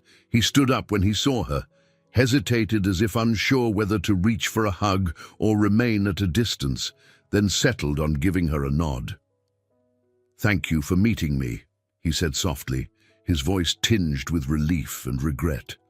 She slid into the seat opposite him, folding her hands together on the table. I'm not sure how this goes, she admitted, but I read your letter. I want to talk. He inclined his head, taking a deep breath. I'm grateful, and I understand if you're still angry. I deserve it. They ordered coffee to buy a moment of calm, neither making eye contact as the server approached. When the server left, Noah turned to Evelyn, eyes full of contrition. Where do we start? Evelyn met his gaze, fighting to keep her voice steady. Why don't you tell me exactly how this test began? He clasped his hands. You know about my past. 2 engagements that ended badly. After the second one, I vowed never to let anyone exploit me again. When I met you and realized how different you seemed, I was terrified that, in time, you might change. Or that I'd discover you had hidden motives like the others. He looked down, shame evident. So, I concocted this plan to see if you would still stand by me if I lost everything. I told Oliver. He warned me it was foolish, but my fear took over. She tensed. Your fear doesn't excuse the magnitude of this lie. Do you realize how humiliating it was for me to watch you pretend to be broke? To watch me scramble to help? Her throat constricted, recalling the heartbreak. I sold my car, Noah. I was ready to give up our wedding plans. Do you see how hurtful that is? His eyes glistened. Yes, and I hate myself for letting it go so far. Once I saw how genuine you were, I wanted to come clean, but each day I hesitated. I felt trapped by my own lie. I was afraid you'd leave me once you discovered I'd deceived you. She scoffed bitterly. So you extended the deception, which made everything worse. He nodded, looking utterly miserable. I understand how backward it is. In the end, I did to you exactly what I feared others would do to me, used you for my own ends." Their coffees arrived, providing a momentary distraction. Evelyn sipped hers, trying to steady her trembling hands. "You destroyed my trust in you. How can I believe a single word you say now?" Noah exhaled unsteadily. "I'm willing to do anything to show you this was a one-time act of stupidity, therapy, couples counseling, letting you see all my financial records. You name it. I don't want to lose you, Evelyn." She studied his face, searching for sincerity. "I did love you," she said quietly. "I'm just not sure if the man I loved really exists, or if he was another facade." A tear slipped down his cheek. "He exists. And he's a fool who just realized how precious your faith in him was and how thoughtless he was to break it." Silence weighed heavily between them. Outside, traffic hummed by. Inside, the warm light cast shadows on the table between them, reflecting the emotional distance they still had to bridge. Evelyn finally spoke. "I can't promise forgiveness. I need time to process this. All I can offer right now is that I won't cut you off entirely.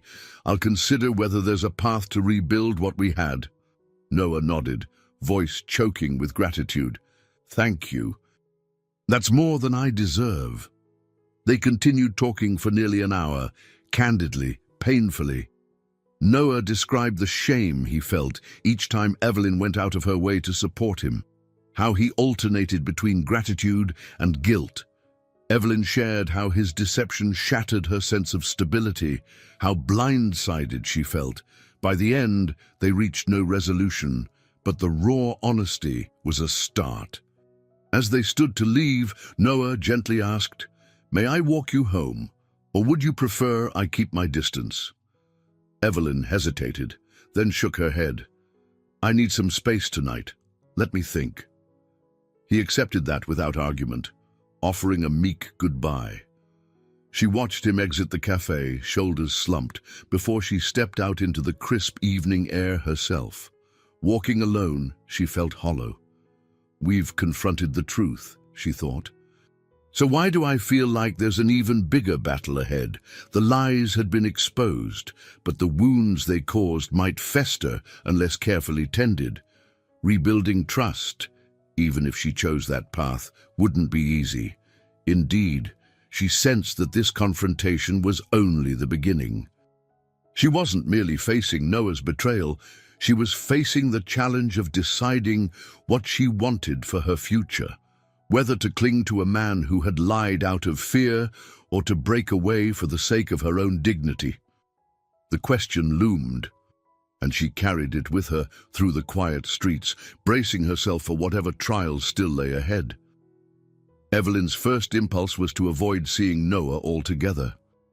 But life seldom granted easy paths, and mere days after their tense meeting at the cafe, a glaring reminder of how intertwined their lives were landed on her doorstep. A silver-edged envelope arrived, bearing the insignia of a prestigious philanthropic organization. Within she found an invitation to the upcoming benefit dinner, a high-profile event where wealthy patrons contributed to New York's public schools. Originally, she and Noah were to attend as an engaged couple, highlighting their shared devotion to education. Now, the very thought of public appearances with Noah made her stomach clench. But refusing the invitation outright would mean turning her back on the causes she cared about, particularly the new reading program with Grace Thompson's organization, which stood to receive crucial support at this event. Torn between personal betrayal and professional conviction, Evelyn spent a long night deliberating before deciding to go. She couldn't let her students and colleagues down. By early evening on the night of the benefit, Evelyn stood before her bedroom mirror, her heart pounding. She'd chosen a simple navy dress, modest but elegant. Her hair was swept back, revealing the uncertain expression in her eyes. For a moment, She recalled how she once dreamed of arriving at such galas on Noah's arm, proud to share her passion for education with influential donors. Now, that dream felt tainted by deceit. Still, as she slipped on a pair of low heels, she clung to the thought that her students' needs outweighed her personal crisis. "I'm doing this for them," she told herself, swallowing the knot in her throat. "I can handle facing him in public." At the entrance to the grand ballroom, Evelyn was greeted by swirling chatter and the gentle strains of a string quartet. Elegant decorations draped the space in warm light, and clusters of guests, business tycoons, celebrities, philanthropic leaders, mingled around tall cocktail tables. A few recognized her from previous school fundraisers, offering polite nods or quick remarks about her reading program. She spotted Grace Thompson across the room and made her way over, grateful for a friendly face. "I'm so glad you came," Grace said, her wide smile brimming with genuine warmth. "We need all the supportive voices we can get tonight. I heard that some major donors might pledge to expand after-school literacy programs if all goes well." Evelyn forced a small smile. "That's the hope." Before she could say more, movement near the entrance caught her eye. Noah had arrived, wearing a charcoal suit that fit him perfectly. He scanned the crowd until his gaze landed on Evelyn. She tried not to shrink under his intense stare, feeling a twist of old emotions: love, anger, hurt, churn in her chest. Grace took in the scene with a gentle frown. "If you want to slip away or avoid him, I can cover for you." Evelyn shook her head. "I'll manage. We're both here for the same cause." After a moment's hesitation, she approached Noah. His expression was careful, uncertain. "You look beautiful," he said quietly. She answered with a curt nod, steeling her nerves. "Let's stay focused on why we're here. The dinner is about raising funds for the city's schools, right?" He swallowed, dipping his head. "Right." The evening progressed in a flurry of polite introductions and brief speeches from local officials. Evelyn delivered a heartfelt talk about the importance of literacy, her voice unwavering even as she sensed Noah watching from the edge of the crowd. She highlighted her students' improvements and the upcoming reading program partnership with Grace's non-profit. Applause washed over her when she finished, and she felt a surge of pride. This was the real work, the part of her life that was honest and good. Eventually, dinner was served. Tables were arranged in perfect rows, each adorned with floral centerpieces. Evelyn found herself seated with Grace, some corporate donors, and a board member from the philanthropic organization. Across the table, Noah listened attentively to the conversation, occasionally interjecting with remarks about bridging financial gaps in public education. The tension between him and Evelyn simmered beneath the surface, invisible to most. Midway through the entree, an older businessman, Mr. Randolph, turned to Evelyn. "I hear you and Mr. Pierce make quite the team. He's always spoken so highly of your dedication as a teacher." Evelyn tensed. She forced a polite smile, wanting to correct him, to say their team was fractured, that he had shattered her trust. But professional decorum prevailed. "Thank you," she replied softly, noticing Noah's eyes flicker with remorse. After the meal, an auction commenced, featuring rare art pieces and exclusive experiences. Proceeds were slated to support library refurbishments across inner-city schools. Evelyn felt a stirring sense of hope as bids soared. If enough funds were raised, it could transform countless children's lives. That truth alone kept her going, even as her emotions swirled dangerously each time she caught sight of Noah. Finally, near the end of the event, a hush fell over the room as the master of ceremonies called for final pledges. Noah stepped forward with a microphone, unexpectedly announcing a significant donation from Pierce Holdings to support the reading program. A sum that far exceeded anything Evelyn had anticipated. A wave of gasps and applause followed. She stared at him, shocked. "I've always believed in the power of education," Noah said, his voice resonant in the hushed ballroom. His eyes flickered toward Evelyn. "And I've learned that trust and truth are paramount in every relationship, personal or public. Without them, even the greatest resources go to waste. I hope this pledge helps remind us what really matters, giving children a chance to learn." Though the audience erupted in cheers, Evelyn's heart pounded with conflict. She knew this was more than a charity gesture. It was an olive branch, a public declaration that he wanted to repair the damage he'd done. Yet, part of her wondered if the gesture made a difference, or if it was simply another move in the grand game he'd started. Standing on the periphery of applause, Evelyn felt the heat of her anger and sorrow mingling with cautious admiration for his generosity. His eyes sought hers in the crowd, and for an instant they locked gazes, a silent question passing between them. Is this enough to start healing, or have we reached the point of no return? The morning after the benefit, Evelyn woke to a surge of conflicting emotions. On one hand, she couldn't dismiss how significant Noah's donation was, enough to bolster the reading program for years. On the other hand, bitterness simmered. She wrestled with the notion that his grand philanthropic gesture didn't erase the lie he'd woven around her life. Deciding she needed physical activity to clear her head, she opted for a brisk walk through Riverside Park. The winter air had a crisp edge that stung her cheeks, and slender trees stood bare against the cloudy sky.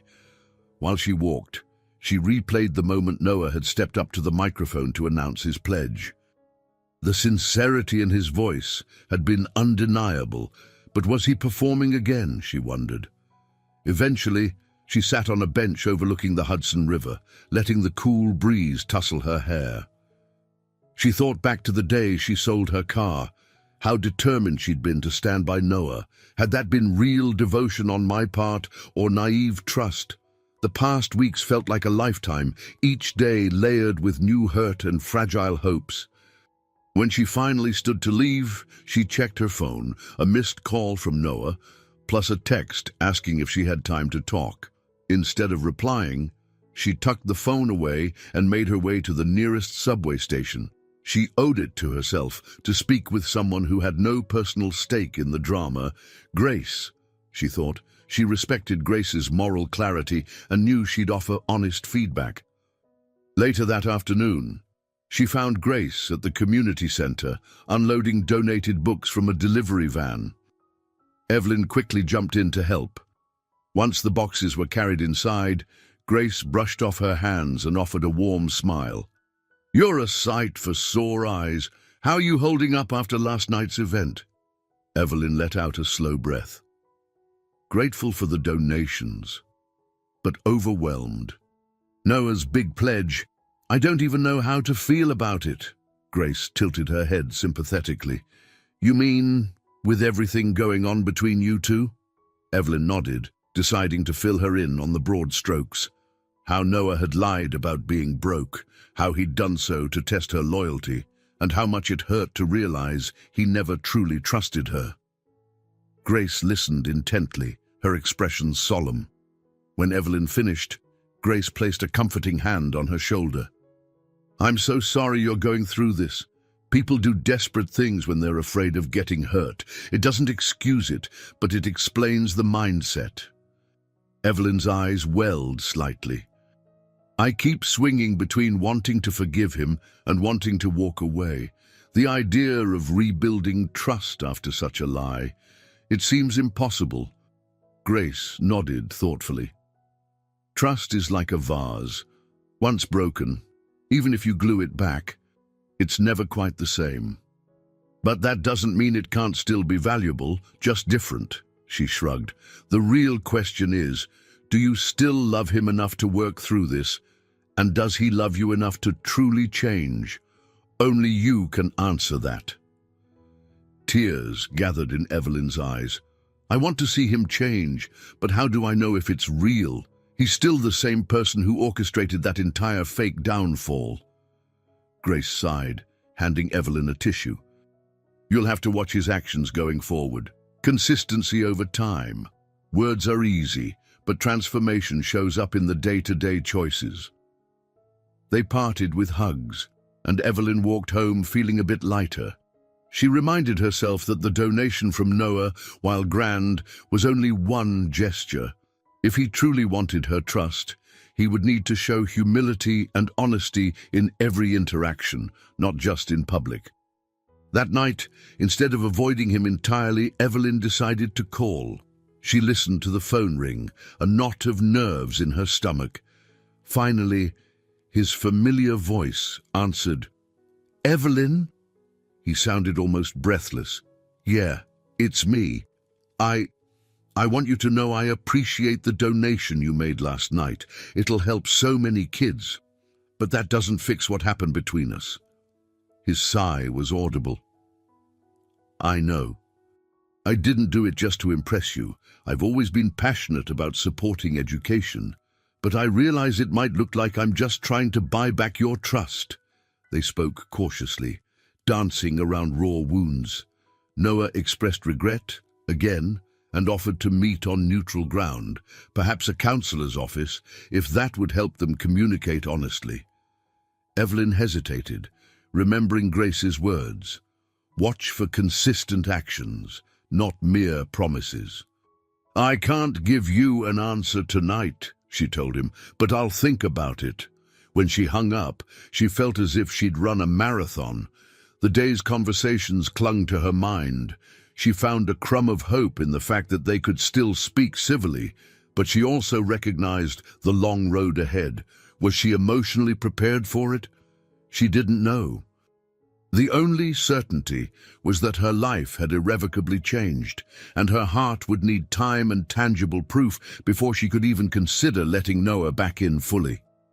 The next couple of weeks played out in a slow dance of cautious steps.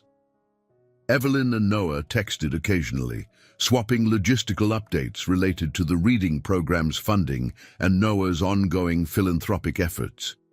She saw small glimmers of a different side to him, one more open, less secretive. But their conversations about personal matters remained polite and measured, as though they feared shattering the fragile peace. During this period, Evelyn threw herself into preparing the expanded reading initiative. Thanks to Noah's pledge, plus additional donations from other benefactors, the school received a shipment of new books, e-readers, and language software. Evelyn worked overtime, staying after school to organize materials. The bright-eyed faces of her students, especially those who had struggled most, fueled her sense of purpose. Rebecca occasionally stayed to help, noticing the shift in Evelyn's demeanor. "I'm glad to see you smiling more," she remarked one late afternoon, stacking a row of books onto a shelf. "Things must be improving." Evelyn paused to consider. "In some ways, yes, I'm still hurt, but I'm not as consumed by anger. Time and the progress here at school, it's helping me heal, I think." Rebecca patted her shoulder. "That's good. Just make sure you're not burying your feelings under piles of children's books. If you want to talk about Noah, I'm here." Evelyn gave a small nod, offering a grateful half-smile. "I appreciate it. Right now, I'm letting his actions speak. He's promised to be transparent, and so far, he's been true to his word. Outside of school, Noah made efforts to show he wasn't hiding anymore. He sent Evelyn detailed spreadsheets of his real finances, no illusions, no hidden offshore accounts. He expressed willingness to attend couples therapy if she decided that was a route they should explore. He even confided that he was meeting regularly with Oliver, not to orchestrate more schemes, but to untangle any lingering deceptions he had spun in the corporate realm. One evening, as Evelyn graded papers in her cozy living room, she received a call from Grace. "We're hosting a small gathering at the community center this Saturday," Grace said, "a volunteer appreciation event, and we'll also introduce the new reading resources to the neighborhood. I'd love for you to come and bring Noah if you're comfortable with that." Evelyn's stomach flipped. The idea of Noah in a casual community setting felt both comforting and nerve-wracking. But she realized it might be a chance to observe him interacting with others, continuing to prove his sincerity. "I'll ask him," she replied. When Noah agreed without hesitation, Evelyn felt a spark of relief. He sounded almost eager. "I'd be happy to. Just tell me what time to show up, and I'll be there." Saturday arrived with a chilly wind rattling the bare branches outside the community center. Inside, however, the atmosphere was warm, folding tables lined with homemade treats, stacks of donated supplies, and bright posters celebrating educational milestones. Volunteers and local families mingled, sharing stories and aspirations for the kids. Evelyn arrived early, carrying an armful of reading materials to distribute. Grace greeted her with a quick hug. A few minutes later, Noah appeared at the entrance, wearing a simple sweater and dark jeans, nothing like the tailored suits he used to don at upscale events. Evelyn felt a jolt. It was a subtle sign that he might be letting go of the polished facade. He approached her with a shy smile. "Hi," he said, voice low. She tilted her head, returning the greeting. "Glad you made it." They spent the afternoon chatting with parents, explaining how the new reading program would operate and guiding children to activity stations. At one point, Noah knelt beside a little boy struggling to read a picture book. Softly, Noah helped him sound out the words. Evelyn watched from a distance, her heart twinging. His patience and genuine kindness seemed real, not staged for applause or cameras. Grace noticed too, leaning toward Evelyn with a quiet comment, "He's good with kids." Evelyn nodded, recalling how she first admired Noah's philanthropic heart. Slowly, she felt a flicker of the old affection that once bound them. Was it enough to counter the pain? As the gathering wound down, the buzz of cheerful voices and children's laughter began to fade. Evelyn found Noah at a table, helping pack leftover supplies. She took a breath, approaching him. "Thank you for coming," she said. "The kids appreciate the attention, and so do I." He straightened, a humble warmth in his eyes. "I'm glad I could be here. I want to keep showing you I'm serious about changing." Her chest tightened. She believed he was trying, but she still felt the sting of betrayal. "I can see you're making an effort," she replied carefully. "It means a lot, but I won't pretend it fixes everything overnight." He acknowledged her words with a slow nod. "I understand. I'll keep proving it." They locked eyes, the air between them charged with unspoken hope and lingering hurt. In that moment, Evelyn glimpsed the possibility that love could evolve, even after such a betrayal, if both parties were willing to face the wreckage and rebuild with honesty. But the process was far from over, and a subtle, nagging worry whispered that the greatest challenge was yet to come. The next few weeks were a delicate balancing act. Evelyn and Noah saw each other occasionally, short meetings or casual volunteer events. Each time, she found herself scrutinizing his words, his body language, searching for any sign of duplicity. Noah, in turn, appeared unusually transparent, quick to answer any question, willing to show her receipts or schedules if it quelled her lingering doubts. Though the tension between them remained, Evelyn admitted to herself that her anger had begun to thaw. She liked seeing him interact with her school community, forging genuine connections. She allowed herself to hope they might find a cautious, new equilibrium, if only she could trust that he'd never resort to lies again. As winter prepared to yield to spring, an invitation arrived from a local philanthropic council. They were hosting a formal banquet specifically to honor individuals who had made substantial contributions to public education. Evelyn had been nominated for her dedication in launching the reading program. Noah's name was also on the roster, recognized as a key donor for sustaining it. Reading the invitation's fine print, Evelyn's heartbeat quickened. This event, scheduled for 3 weeks hence, was shaping up to be even more public than the previous benefit. Rumor had it that significant city officials, possibly even the mayor, might attend. In some ways, it was the perfect platform to spotlight the reading program's success, but it also stirred echoes of vulnerability. She would be standing next to Noah under bright lights, perhaps fielding questions about their partnership, professional and personal alike. One late afternoon, as she organized her classroom, Evelyn called Noah. She heard the familiar tension in his greeting. "Hey, Evelyn," she forced a light tone. "We got another invite to the City Education Council banquet.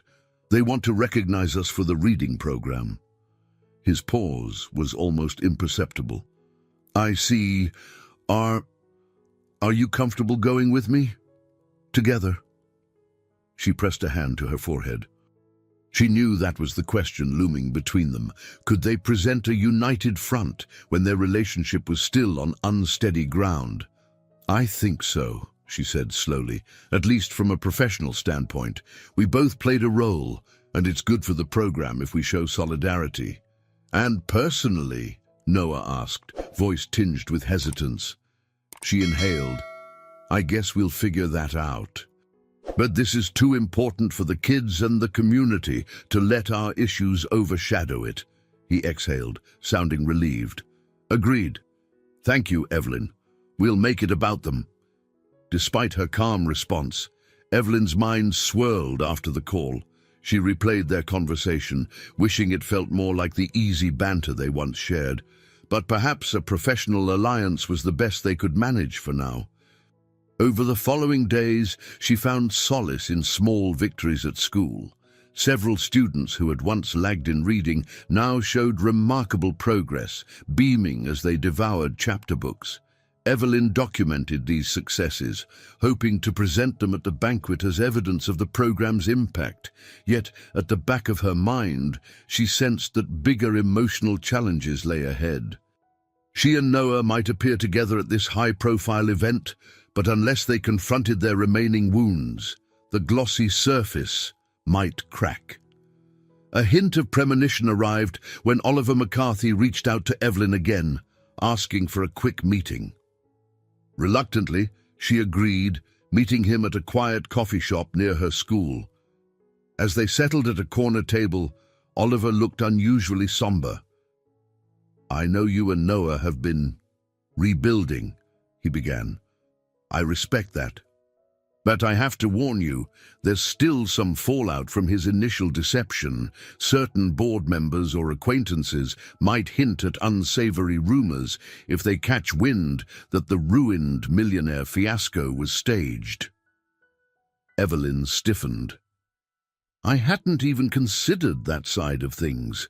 Are you saying people will discover the truth of his stunt?"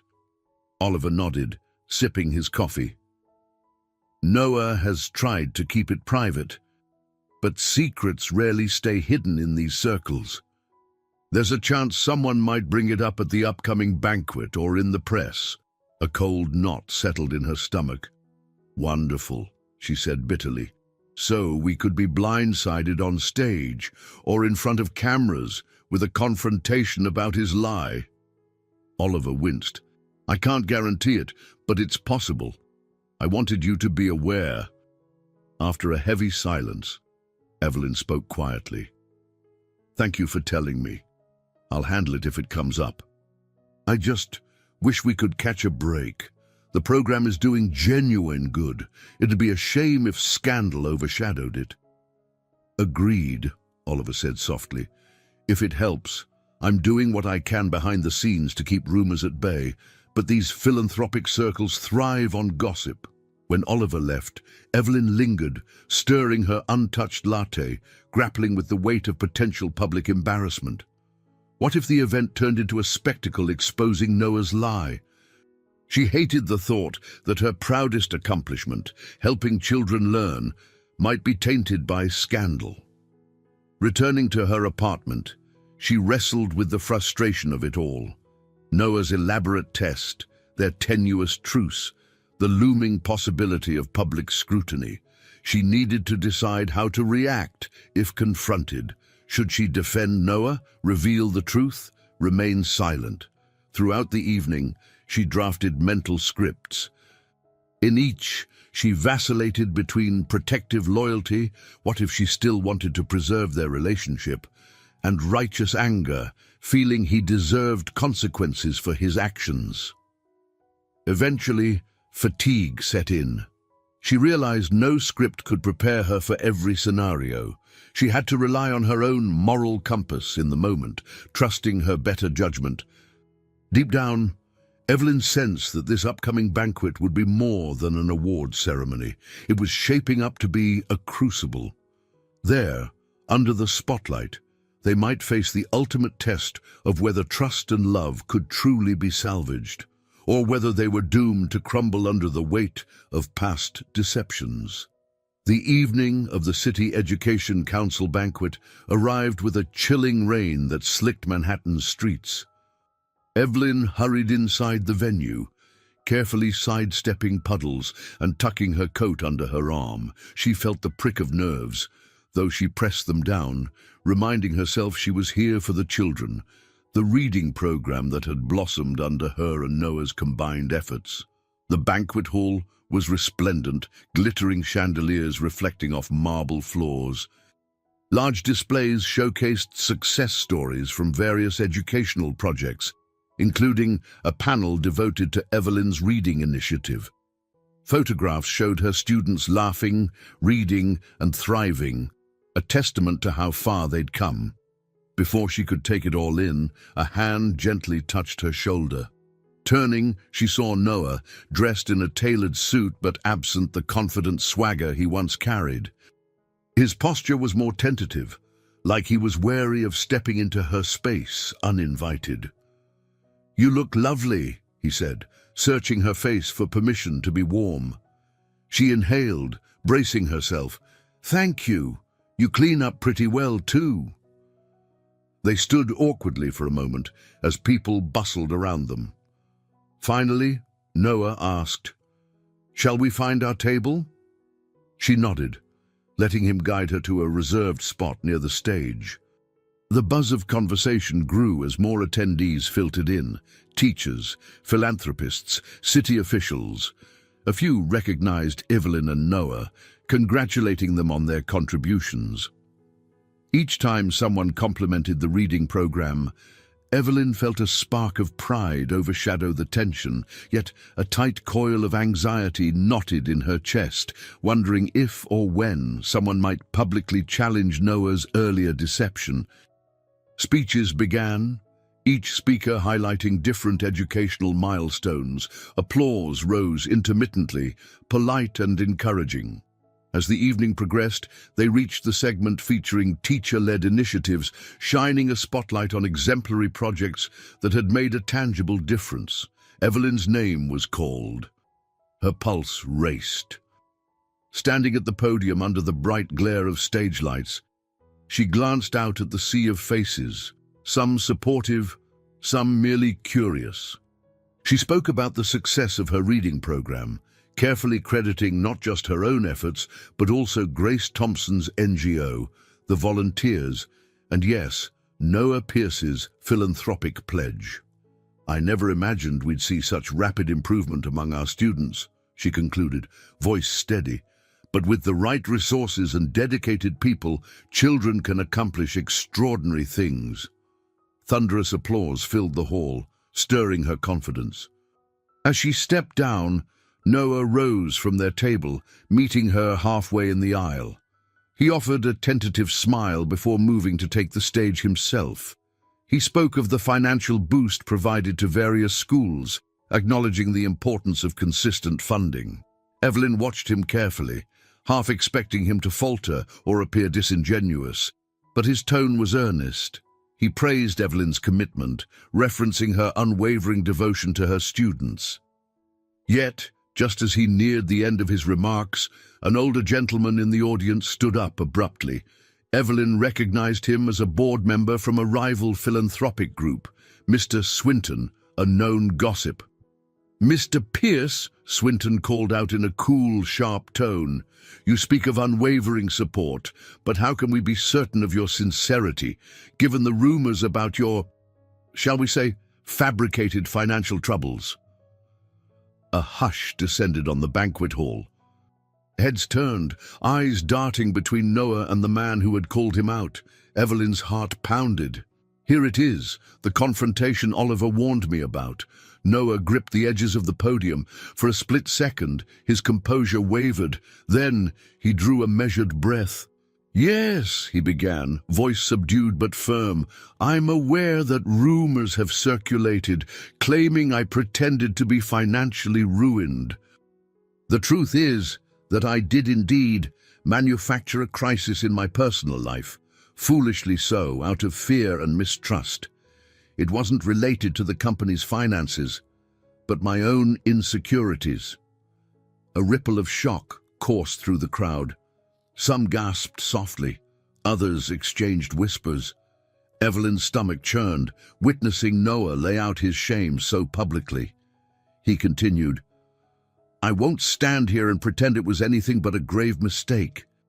I allowed personal demons and past betrayals to drive me to test someone I love.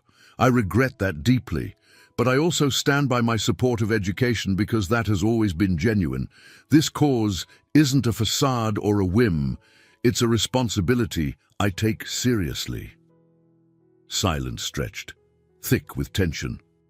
Mr. Swinton pursed his lips, seemingly taken aback that Noah had confessed so openly. Across the room, Grace met Evelyn's gaze with a subtle nod of encouragement. Determined not to remain silent, Evelyn stood from her seat. Her legs felt heavy, but she forced herself to speak. "This reading program has changed countless young lives," she said, projecting her voice clearly. "Regardless of personal mistakes, the impact remains real. The children who can now read at or above grade level aren't living in rumor. They're living in actual growth and opportunities." A rumble of agreement passed through the crowd. Noah's eyes flicked to Evelyn, relief and gratitude flickering across his face. While Mr. Swinton looked dissatisfied, the broader audience seemed moved. Applause erupted, not the polite kind, but a genuine display of support for the educational strides made. The tension broke, replaced by respect for the real work accomplished. Returning to her chair, Evelyn's heart still pounded. She wondered if she'd done the right thing, defending a man who had hurt her so deeply. Yet she couldn't stand by while the program was tarnished by personal vendettas. Noah concluded his speech with a subdued thanks, then stepped down, shoulders weighted with the vulnerability he'd just displayed. As the ceremony continued, the room's energy shifted back towards celebration. But Evelyn knew that for her and Noah, this night was more than an awards banquet. It was their ultimate trial, forcing them to confront the lie head-on, in front of people who might judge them harshly. Yet, in that crucible, something unexpected had emerged, an honest admission and a glimpse of mutual respect. Whether it would be enough to rebuild their relationship was still unclear, but at least neither was hiding in the shadows anymore. In the days following the City Education Council banquet, Evelyn felt like she was stepping gingerly across a bridge suspended over a deep gorge. On one side lay the hurt and mistrust born from Noah's deception. On the other, the possibility of a future richer in honesty and compassion. After he publicly admitted his wrongdoing at the banquet, she witnessed something remarkable, a man willing to shed the armor of pride and fear. Yet the question remained, was this enough for her to fully forgive and rebuild their broken bond? At school, her days carried on with the same familiar rhythm, lesson planning, guiding students through reading exercises, overseeing the newly expanded after-school program. Each night, however, she confronted the same quiet ache.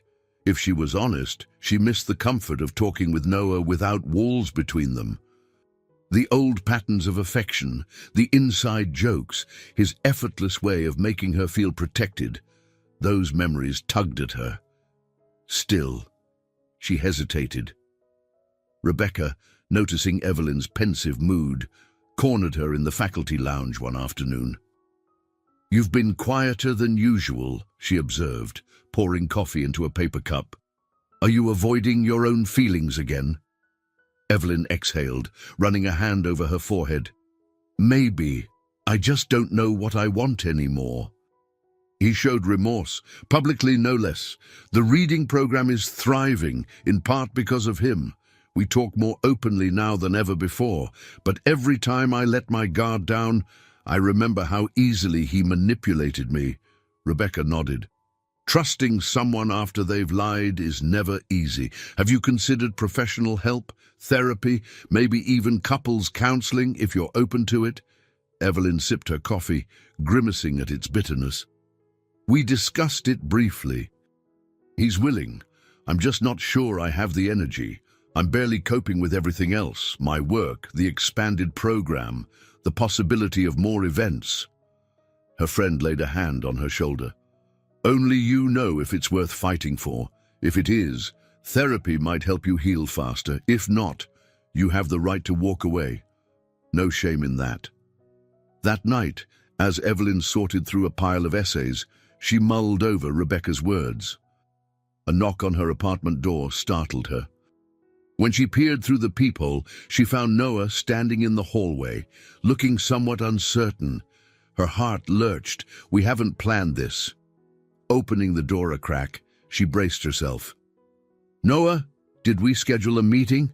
He shook his head. "No, I'm sorry for showing up without warning, but I needed to see you in person. If this is a bad time, just say so." She glanced over her shoulder at the stack of grading. "Actually, I could use a break." "Come in." He stepped inside, Pepper the cat weaving around his ankles. He offered a gentle scratch behind her ears before following Evelyn into the small living room. His eyes scanned the familiar space, the well-worn couch, the bookshelves crammed with teaching manuals, the lamp that cast a warm glow over the tidy area. This was home, Evelyn realized, and once he was nearly part of it. He took a seat, rubbing his hands together nervously.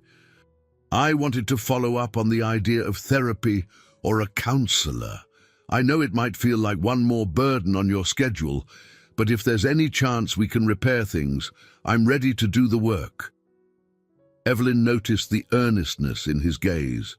It made her chest constrict. "He's trying. It's not a simple decision, Noah. I'm scared," she admitted, "of getting too close again, only to be hurt." His shoulders slumped. "I understand. But I promise, I won't hide anymore. If you need to see every bank statement, every email, anything, I'll show you. I realize trust isn't rebuilt overnight, but I'm asking for a chance." Silence settled between them, broken only by the soft purring of Pepper. After a long moment, Evelyn nodded. "Okay," she said quietly, "we can try counseling, but no promises. This is just a step." Relief washed over Noah's features. "Thank you. I'll look into options and forward you the details. We can find someone neutral." They spent the next half hour talking in hushed tones, addressing small concerns rather than diving headfirst into old resentments. He mentioned a property he planned to downsize into, no longer the palatial penthouse, but a more modest condo with enough room for an office. She spoke about the next set of reading assessments at school, how excited the kids were to have new books. Strangely, it felt like an ordinary conversation between two people forging a fresh bond, one marked by caution, yes, but also by genuine care. When he finally left, Evelyn stood by the door, feeling a spark of tentative hope. She had no illusions that this resolved everything, but as she turned off the lights, she couldn't ignore the flicker of possibility. Maybe they could emerge from the darkness, rebuilding something new and perhaps stronger than before. A few weeks later, Evelyn and Noah found themselves outside a discreet brownstone near Central Park, where an engraved brass plaque read, Dr. Marjorie Ellis, Couples and Individual Counseling. The day was surprisingly warm for early spring, a hint of blooming tulips and fresh grass in the air. Evelyn glanced at Noah, her heart thudding. I can't believe we're doing this. Feels surreal. He gave a wry smile. I know, but I'm glad you agreed to come. They stepped into the cozy waiting room, filled with soft armchairs and tasteful artwork. Dr. Ellis, a warm-faced woman in her 50s, emerged to greet them. She led them to her office, which featured a large window overlooking a leafy courtyard. Settling on a plush couch, Evelyn noted how the space felt both professional and welcoming, exactly what they needed. Thank you for seeing us, Noah said, shifting uncomfortably in his seat. Dr. Ellis nodded with an encouraging smile. Let's begin by understanding what brings you here. For a moment, neither spoke. Then Evelyn found her voice. We're engaged, or we were engaged. He lied about a major aspect of his life to test my loyalty. It shattered my trust. We're here to see if we can fix that. Noah cleared his throat. I orchestrated a fake financial collapse because I feared being used. I've been hurt before. But I realize that's no excuse for what I did. Dr. Ellis's brow furrowed thoughtfully. I appreciate both of you for stating it plainly. This is a significant betrayal. Evelyn, how do you feel, sitting here next to him? Evelyn paused, struggling to articulate the swirl of emotions. Conflicted. Part of me is still furious and deeply hurt. Another part recognizes that he's making sincere efforts now, like admitting everything in public and seeking help. With gentle prompts, Dr. Ellis guided them through an exploration of their individual fears. Noah's terror of exploitation, Evelyn's dread of being lied to or undervalued. The session uncovered how both had felt vulnerable for different reasons. Noah, due to past relationships that revolved around money. Evelyn, due to previous betrayals in her life and her desire to be genuinely seen for who she was. Dr. Ellis wrapped up the session with clear-eyed pragmatism. Rebuilding trust is a long process, she said, her voice gentle yet firm. You'll have to make daily choices to show honesty, empathy, and forgiveness. But you also need to decide if you want to recommit to this relationship knowing it's been damaged. They scheduled a follow-up appointment for the following week. Outside, as they walked, Evelyn breathed in the fresh air. How do you feel about this? She asked, glancing up at Noah. He looked thoughtful, hands in his pockets. Exposed, but also hopeful. It's good to have someone like Dr.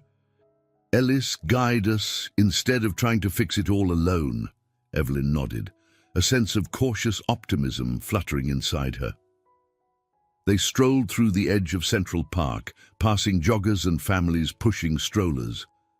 A light breeze stirred the budding leaves overhead. With each step, she contemplated the difference between who they had been before the lie and who they were becoming now. Were they forging a deeper connection, or merely patching holes in a sinking ship? After they parted ways at a subway entrance, Noah to an evening meeting, Evelyn back to her apartment, she reflected on how familiar yet unfamiliar this path felt. Before the deception, she would have called him, joked about how therapy made them share their deepest secrets. Now, she mulled everything internally, feeling both the comfort of his willingness and the weight of the past. That night, curled up with Pepper on the couch, she reviewed the day's events. The therapy session had illuminated deeper truths than she expected, their matching insecurities, their longing to trust. And ironically, she realized that visiting Dr. Ellis's office, being vulnerable with Noah in front of a kind but firm mediator, had given her a sense of progress. We're not ignoring the elephant in the room anymore, she thought, rubbing Pepper's silky fur. We're actively trying to address it. Despite her lingering doubts, that deliberate choice felt like a win. Evelyn closed her eyes, conjuring a small spark of gratitude. As complicated as it was, she was relieved they were finally facing their problems with honesty. She didn't know where it would lead, if they'd rekindle the spark or decide to part ways on respectful terms. But at least they were doing the hard work side by side, stepping onto familiar emotional terrain with new eyes and just maybe deeper wisdom. As the weeks slipped by, Evelyn noticed changes in both her and Noah. Their second and third counseling sessions continued peeling back layers of misunderstandings. For Evelyn, a big hurdle was learning to voice her hesitations before they became resentments. For Noah, it was resisting the urge to hide his fears, especially about finances and emotional vulnerability. Outside therapy, they found small ways to reconnect. One Sunday, they volunteered together at a local library, helping kids pick out free books. Their interactions were tinged with the cautious tenderness of two people rediscovering each other. When a young girl shyly asked Noah for help selecting a story, he knelt down and patiently pointed out titles, reminding Evelyn of his natural warmth. At school, Evelyn's colleagues, especially Rebecca, sensed a shift. "You seem more at peace," Rebecca observed during a lunch break. "I mean, not that everything's magically fixed, but you're lighter somehow." Evelyn shrugged, a soft smile on her face. "It's a work in progress. Therapy's not easy. Sometimes I leave feeling drained, but it's forcing us to communicate openly, and that's something we never fully did before. We avoided conflict until it snowballed into this big lie." Rebecca nodded approvingly. "Sounds healthy. I'm happy for you, no matter how it turns out." Meanwhile, the reading program continued to flourish. Grace Thompson's organization funneled more volunteers into Evelyn's school, launching a mentorship project for older students who struggled with literacy. Several children made remarkable progress, and local press began to take notice. Teachers' program boosts inner-city reading rates. Read one headline in a neighborhood newspaper. In the midst of these developments, Noah approached Evelyn with an idea.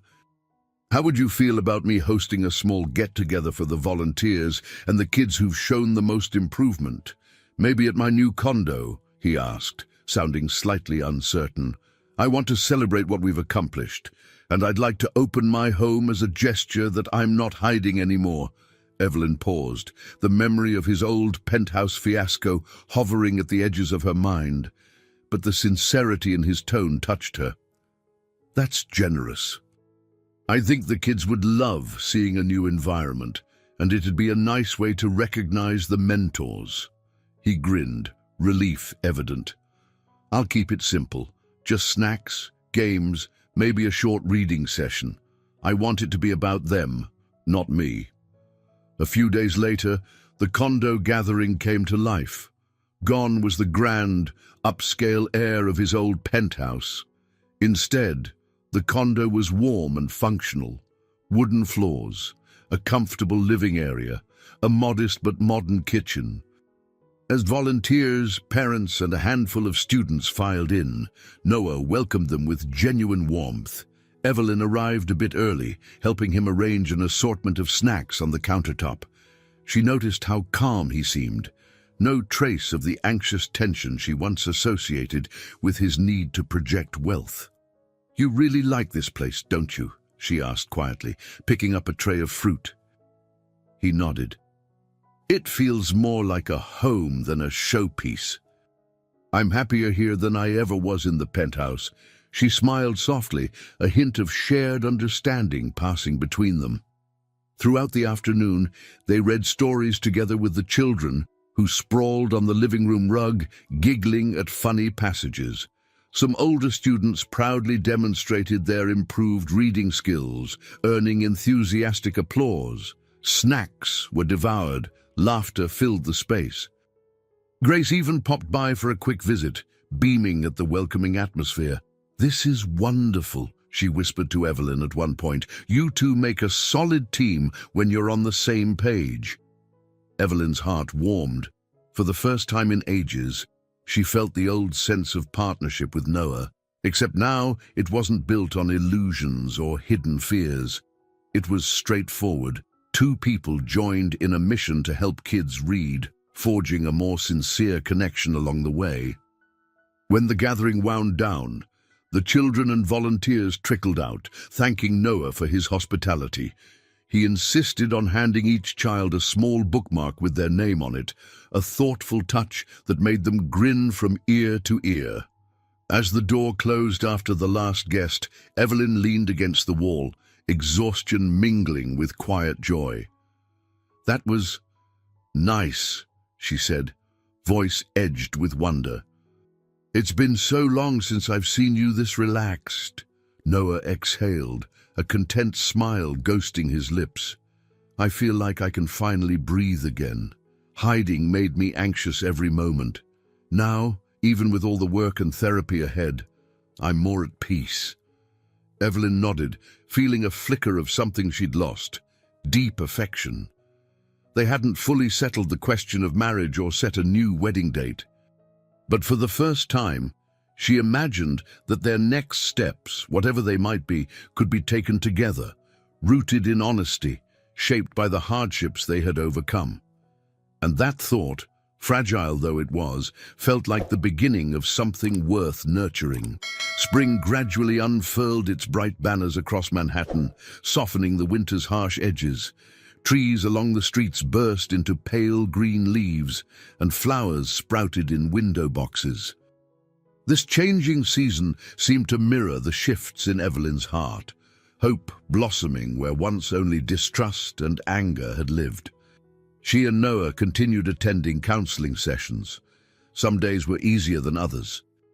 At times, old wounds cracked open and Evelyn would snap, "How can I be sure you're not lying again?" He would quietly acknowledge her fears, reassure her that transparency was his new standard, and they would remind each other that rebuilding trust was a daily choice. About 2 months after they'd started therapy, Dr. Ellis gently guided them to reflect on the future. "You came here with an engagement on shaky ground. Where do you both stand today?" Noah looked at Evelyn, his eyes reflecting both tenderness and respect. "I think we're on firmer ground, but I'm letting Evelyn lead on this. I hurt her deeply, and I won't push." Dr. Ellis turned to Evelyn. "And you? What do you envision?" She hesitated, her cheeks warming.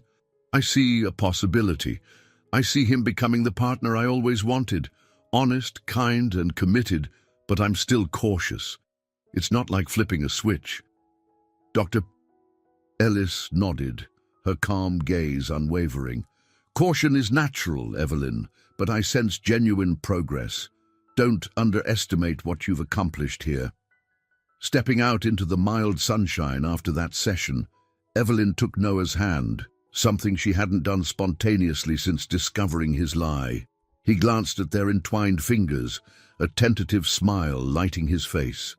They strolled to a nearby park, finding a bench under a blooming cherry tree. Evelyn inhaled the sweet scent of blossoms, letting herself savor the moment.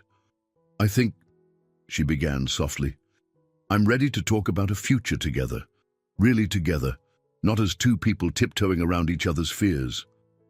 Noah's expression flickered with joy and relief. "I'd love that. Whatever pace you need, we'll do it. No rush, no pressure, just honesty." And so they talked about the next year, about marriage, about how they wanted to handle finances moving forward. Evelyn insisted on clarity, shared accounts for certain expenses, personal accounts for others, no secrets. Noah agreed. They spoke of possibly living together in his condo eventually, but only when she felt fully comfortable. The conversation was marked by a new openness, each question met with genuine answers, each fear addressed rather than brushed aside. Their personal progress ran parallel to a triumphant time for Evelyn's reading program. The district recognized the significant improvement in literacy rates, and local media spotlighted the project's success. More donors offered funding, and Grace Thompson's nonprofit planned to replicate the program in other neighborhoods. Evelyn was thrilled, her dedication validated. One balmy Friday evening, as the sun set over the city skyline, Noah invited Evelyn to dinner at a small rooftop restaurant near Lincoln Center. The location was intimate. Tiny tables, fairy lights twinkling overhead. They talked animatedly about school expansions, philanthropic collaborations, and upcoming summer activities for the students. Partway through the meal, Noah paused, reaching across the table to gently take Evelyn's hand. "I know we agreed, no pressure," he said, his tone humble, "but there's something I want to ask, or rather, to re-ask, under new terms." Her heart fluttered. "Go on." From his suit pocket, he produced a small velvet box. It wasn't flashy or oversized like before. It was modest, understated. Opening it revealed a simple ring with a single sapphire set in a band of white gold. The gem glistened under the glow of lantern light. "No illusions this time," Noah said, voice trembling just a bit. "No hidden agendas. I love you, Evelyn. I've learned so much about trust, about letting go of fear. Will you marry me, not because of my wealth or any show, but because we've grown into a partnership that stands on honesty?" Tears pricked Evelyn's eyes. She felt the weight of every mistake, every heartbreak, every step toward reconciliation.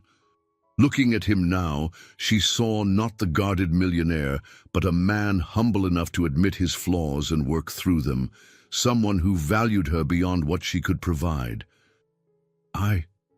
Yes," she whispered, voice thick with emotion.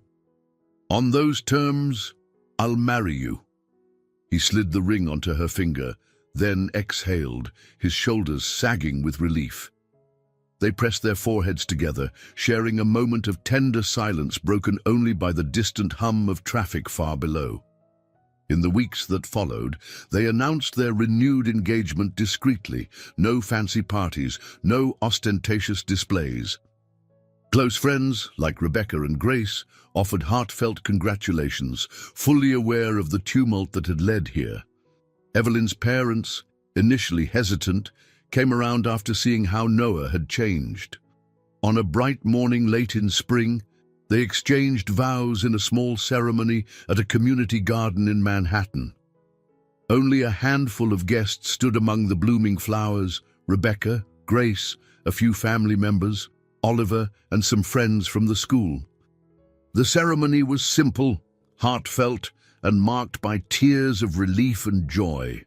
Evelyn wore a classic ivory dress, her hair adorned with delicate wild flowers, while Noah stood in a tailored suit, his eyes reflecting both gratitude and devotion. When the officiant declared them husband and wife, applause rang out softly among the greenery. Evelyn felt tears slip free, though she was smiling so broadly her cheeks hurt. Her mind swam with memories, painful moments of betrayal, then the slow, honest work of rebuilding. In that instant, she realized the journey had shaped them into stronger, more compassionate partners. Later, amid laughter and toasts, Noah pulled her close, whispering, "Thank you for giving us another chance." She pressed her cheek to his. "Thank you for proving I made the right choice." And so began their new horizon, not a fairy tale of instant perfection, but a genuine marriage founded on the hard-won lessons of vulnerability, integrity, and forgiveness. In a world where money often obscured the heart's truest intentions, they had found a path to love's deeper truth, one story at a time, one day at a time, together. I hope you enjoyed today's story. Subscribe to the channel so you don't miss more stories like this. Leave a like and comment below what you thought of the story. See you in the next video.